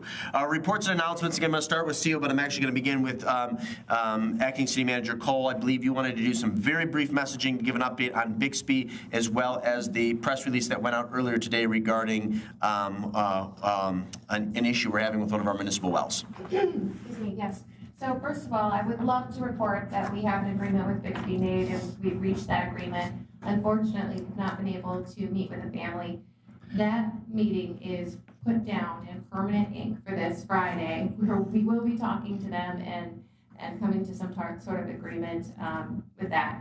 And as Superintendent Briggs spoke to earlier, we do have an issue with well 5 right now being down. Currently, the motor, the well, is scheduled to be pulled tomorrow. And at that time, we'll kind of know more about how long it's going to take for the repairs to come into play. We do have other wells that are working right now and that are our backup. Those are producing almost our need, about 1 million gallons per day, 1 million gallons per day. And we normally use in the summer months between 1.3 and 1.4. So we have asked residents to reduce their water usage. That includes irrigation. Again, we will keep the public updated at any turn, any new information we find out, any updates we get, we will be letting them know through all of our different multi-layers of context we have when we're putting this type of information out. But I wanted to make sure that all of you knew, and that if you had a question or two, that we're here to answer those questions. Looks like Superintendent Briggs stayed around, so if you have any questions for him as well, we're both here. And Acting City Manager Cole, can you confirm some of our larger businesses have been directly contacted in an effort to encourage them to reduce their water usage, which will have a positive impact on the entire network? Yes, we've asked our commercial and our businesses to do the same cutback that we're asking of our regular residents. Mr. Briggs, anything you'd like to add? Certainly. Just to clarify, we won't know anything tomorrow. They're going to have to pull it and take it back to their shop. So hopefully by the end of the week, we'll have an idea of what's going on. Didn't want to give anybody, I don't know. Sure. So, yeah, this particular well has been deteriorating considerably over the last 6 months to a year. And it finally gave up the ghost, bearings or something out of the pump. So, like I say, we'll pull it and hopefully have an idea of what kind of resolution we can have. As far as the water that we have right now, basically we can produce enough water. It's just going to be a little harder. It's not going to be as soft. We usually shoot between 100 to 120 for hardness. Running just the lead, we're going to do about 160 for hardness. And if we have to run the lag because of the need for the water, it's going to jump up to about 260, 240 to 260 for hardness. I appreciate you're being forthright on that particular aspect of this. I don't recall on the social media post or press release, and perhaps I missed it, mention that residents could see an increase in hard or discolored water. Well, at the time the release was done, we didn't have that confirmed. We didn't have that information. Okay. It took a few hours today to determine what it was going to be. Fair enough. I would just encourage within the next 24 hours on our social media accounts and on our webpage to make sure we disseminate that. Yes, we were planning on doing that update tomorrow. Okay, very good. Mr. Briggs, anything else? I think that covers most of it. Unless there are any questions. I think we're good. Okay. I'm starting with Mr. CEO. Any reports, updates, board commission, any information from boards and commissions you'd like to share? Nothing, Your Honor. Mayor Pro Tem Dillon. Hold tight, guys. I've got a list. There's been a lot going on. So as far as committees, The Zoning Board of Appeals met recently, and we granted a variance to split a property. That was sort of a long, drawn-out process, but I think we got to the result. The asset management, it's something we talked about a little earlier. That continues to meet monthly, and we discussed a lot of the materials that are going to be a part of the presentation. And so I'm looking forward to that in-depth presentation coming to this body, I believe, at our next meeting. The Cable Commission continues to meet monthly. We are kind of going through for a long time. I mean, I think I've been a member of that committee for 10 years, and we've sort of operated kind of, okay, we know what we're doing here. We kind of decided to take a deep dive and go back to what the actual agreements say so we can provide some clarification, because right now there's just sort of, we've got a great collaboration between the city and the schools for the Cable Commission. There's just some pieces that are different, like they've got different fiscal years and things, how money runs. And so we're just gonna kind of spend some time, I think, kind of clearing that up so that we have better understanding moving forward. The Urban County did not meet in August. Its next meeting is currently scheduled for September 10th. And then as far as some other events, let's see, today I had an opportunity to attend the Chamber of Commerce's legislative luncheon that Representative Foreman and State Senator Irwin spoke at. The mayor, Mr. Gearbaugh, and also our incoming city manager were there for that. It was a great opportunity to connect our businesses and government offices and officials to discuss quite a variety of topics beyond just budget. Last week, the mayor and I had an opportunity to attend Morgan Foreman's senior town hall in Ann Arbor. We had an opportunity to speak about services that the city offers for seniors. We were able to talk about People's Express, our senior center, our rec center programming, and the one other thing that we were able to talk about was Saline Area Social Services. And I want to kind of just sort of hone in on that a little bit, because I want to make sure that everybody in our community understands the services provided by Saline Area Social Services. They have a 3-tier program. Anyone, anywhere can go to social services within their business hours and get a bag of groceries, no questions asked. You do not have to qualify for it. There are other tiers, then you can become eligible to receive services and shopping in their pantry based on income and other circumstances. And then there's also other services they provide, rental assistance, utility assistance. So if there are people in our community, and this is not just within the city of Saline, it's within the Saline Area School District, and if you don't actually even have to live in the school district, if you have a student that is enrolled in Saline Area schools, you qualify. So I encourage people that are in need of their services to reach out. They have a tremendous amount to offer. And then moving on to our next event, I had an opportunity to attend Senator Slotkin held a small roundtable for some municipalities. And I was able to be there. There were a few school districts, our new superintendent, Dr. Kowalski, was there also. And it was a really great opportunity for us to sort of sit around a table and be vulnerable and say, you know, this is the issue that keeps me up at night. This is what's most important in our community.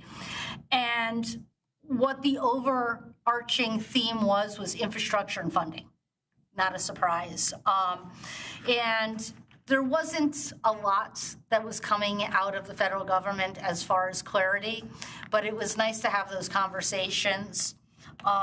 Another large part of that conversation revolved around AI and data centers. And there was a lot of discussion about that for a small group. And the general consensus was that right now there's not a lot of information nor regulations in Michigan. And Michigan is the target for data centers because everybody wants our water. So that was a big concern for a lot of the municipalities and a conversation that'll continue to continue. I think we also, several of us had an opportunity to tour our bank supplies, which is going to be moving into the Windsor Mold facility in the industrial park. And it was really a great opportunity to see a business reimagine a manufacturing facility and see it being something else. So we're really excited about them partnering into the city with that.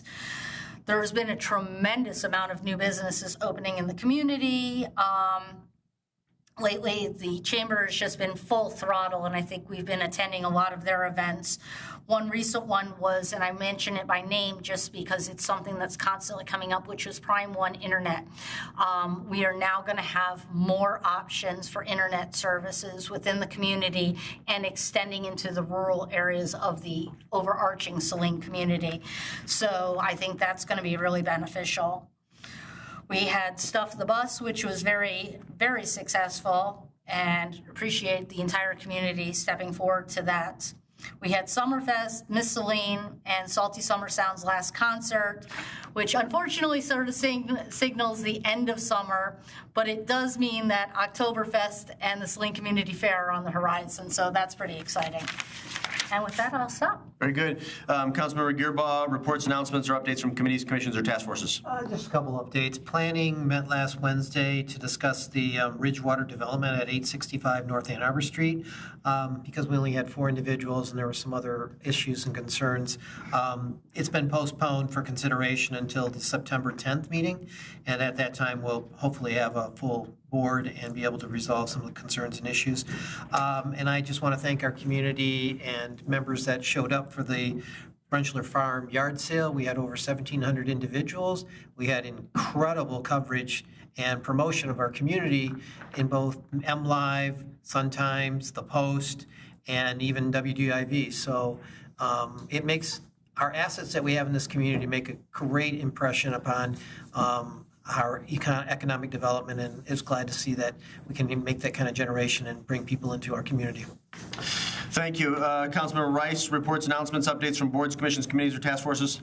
So we held a Brecken Dog Park meeting at the library last week with members of the community who were interested. We got a lot of feedback, things that the Parks Commission hadn't thought about. This is to meet the goal of understanding a feasibility of putting a dog park in Brecken Park. So that it was in our Parks Master Plan. It was something that came out of many conversations while building the master plan, was just to understand the feasibility. So we haven't devoted any official money or we haven't put a rubber stamp on any of this. We wanted to hear back from the community. So the Parks Commission meets tomorrow, and we have a lot to talk about. We do have an online survey that's still open. If you go to the Saline website, under departments, go to parks, and then on the left-hand side, go to Brecken Park, and right on the first paragraph, there's an online survey with some questions about dog parks, especially as they relate to Brecken Park. But it's something that the community had asked for, so we're doing the feasibility on it, and then we have some things to talk about, and then we're going to move forward, I think, and transition quite quickly into getting back to our look at Mill Pond Park and putting forward some recommendations about what to do, just Mill Pond Park in general with the romp structure, the pavilion, things like that. So we meet tomorrow for that.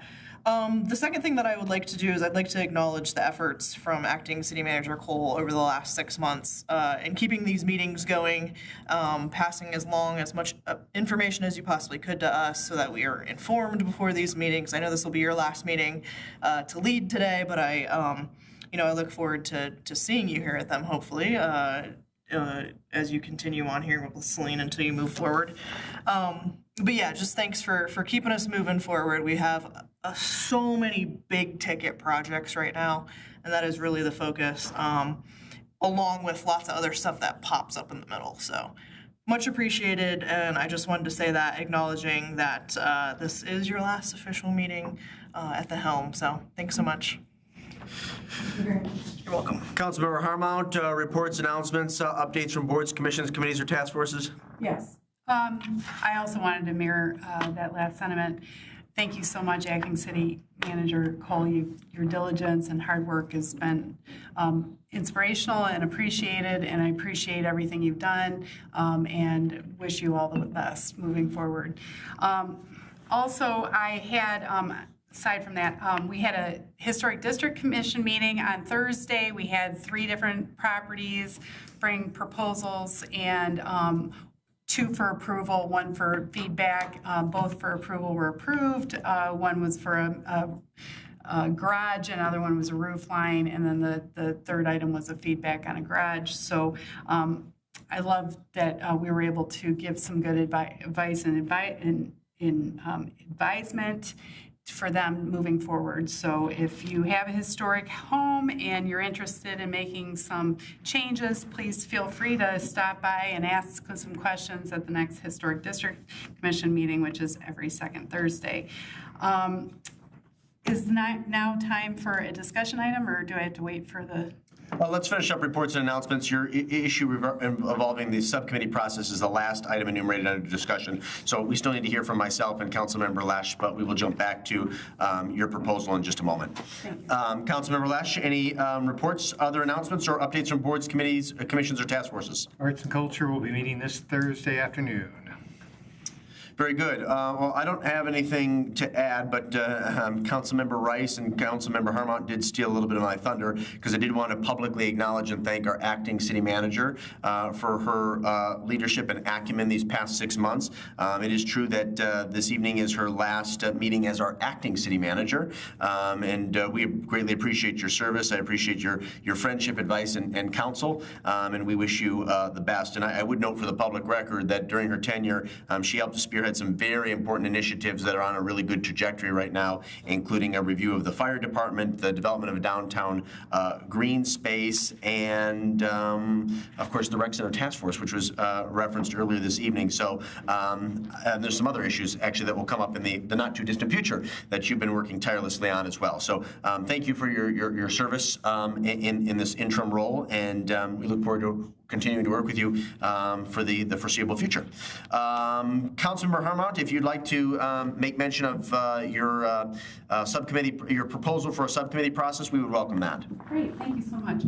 So for those of you who are not familiar with myself, I'm Jen Harmount. I'm on City Council. Obviously, this is my first term, but also my background is with over a decade in project management, procurement strategy, and process mapping, which gets us to this next point. So since joining City Council in January 2024, I noticed an ongoing challenge. This is new to me being on City Council. So many of the subcommittee recommendations could benefit from more concrete data and clear reasoning. One of the hardest things about being on City Council is having all the data to make the decisions and understanding, like, if you're not part of a subcommittee, how do they come up with the decision, and having a more standardized process for that to help ensure confident decisions on proposals and budget, more transparent process for outlining qualifiable criteria in subcommittee reports, which would help foster clarity and trust among council members,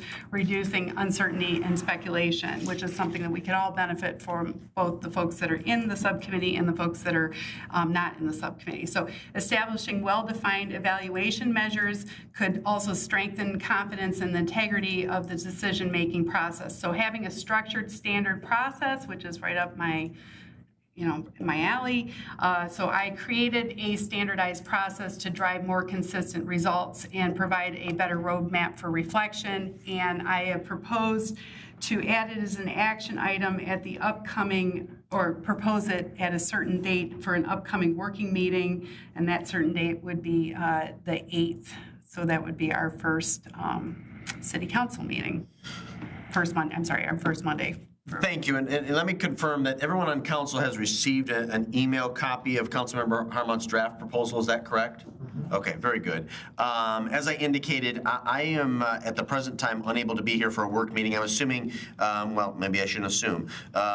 Do you believe, Councilmember Harmount, that the discussion, a sufficient discussion can be had in an hour, or were you recommending an hour and a half or even 2-hour work meeting? Oh, I think it can be done in an hour. Okay, so a 6 p.m. work meeting on the 8th. I have no problem with the group proceeding. I might not be able to be here, but I already confirmed with Mayor Pro Tem Dillon this weekend that she is available and amenable to chairing it. I also indicated separately to Councilmember Harmount that I think it's imperative that she debrief the incoming city manager on this issue as soon as possible, since if it is approved, it will be largely up to his office and staff to make sure that this is implemented. I don't, on the surface, have any serious objections. I think the city could benefit from such a process. I just want to ensure that it's not too onerous on our subcommittees, more specifically staff. Let me begin with Councilmember Lesh. Would you be available for a work meeting at 6 p.m. on September the 8th? Yes. Mr. CO? Yes. Ms. Dillon, unless you... Yes. Okay. Councilmember Gearbaugh, Councilmember Rice? Yep. Okay. So I think we will go ahead and schedule a work meeting, Clerk Royal, for 6 p.m. on September the 8th. Anything else you'd like to add, Councilmember Harmon? I think that we will definitely benefit from this. So. Very good. Thank you for bringing the proposal forward to City Council. We come now to the second public comment period. Under the Open Meetings Act, any person may come forward and make comment to City Council. This public comment period will be limited to 3 minutes per person. Those wishing to speak are requested, but of course not required to state their name and address for the record. Please note, City Council generally does not answer questions during the second public comment period. Are there any citizen comments? Yep. Simply come to the podium. You can adjust the height of the podium and make sure the green light is illuminated at the base of the mic. Yeah, Tremaine Hosh, 189 Circle Court. I wanted to go back to specifically the Rec Center Taskforce, well, not the Rec Center Taskforce, but the Dectron, and say to everyone on council, and particularly to Director Lambert, there's a group of people that is being forgotten when we discuss these things, and it's actually the people who keep that place running. It's the workers. When we closed for a week, I know for a fact that there were people who couldn't make bills this week. We have 3 months until November 1st. So my hope is that as a part of that contingency, that we are thinking about employees where the rec center is their second or even their third job. Because the decisions that are made to close the pool or to close any part of that doesn't just affect programming, it affects people's livelihoods. And I just want to, as someone who works there and as someone who has lived in a space where that $100 or $200 being missing matters, please keep that in mind. Thank y'all. Very good. Thank you for those comments, Tremaine. Additional citizen comments. Again, you'll be limited to 3 minutes once you begin. Hi, I'm Ben Goodman from west side of town. I'm here to talk about Ordinance 877. It's titled Electric Bikes, Electric Skateboards, and Electrical Personal Assistive Mobility Devices. That means electric wheelchairs. No. There's a definition in there. Michigan, that's what they define those as. Okay. I'd like to see this taken off. It's only fair. Do not discriminate against people with ADA. Just do not. Yeah. Please remove that. And put in there, this does not include wheelchairs, electric or personal devices like that help people with disabilities, please. Because when I look at that and I go through therapy and they talk about the electric assistive mobility devices, they're talking to me about an electric wheelchair. Imagine what another person who's in a wheelchair right now feels. So please take that off. That's all I'm asking. In terms of Cable Commission, I'm looking forward to the negotiations and talking. I disagree with Ms. Dillon, and we're gonna take care of that in the meetings, and we're gonna get to hopefully middle ground where everybody feels a part of it. Thank you, Alcohol, too. I appreciate your support on Cable Commission. You've been great, and I wish you nothing but the best with your next job. You're amazing, and I'm gonna really miss you. Thank you, Mr. Goodman. We appreciate your comments. Any additional citizen comments this evening?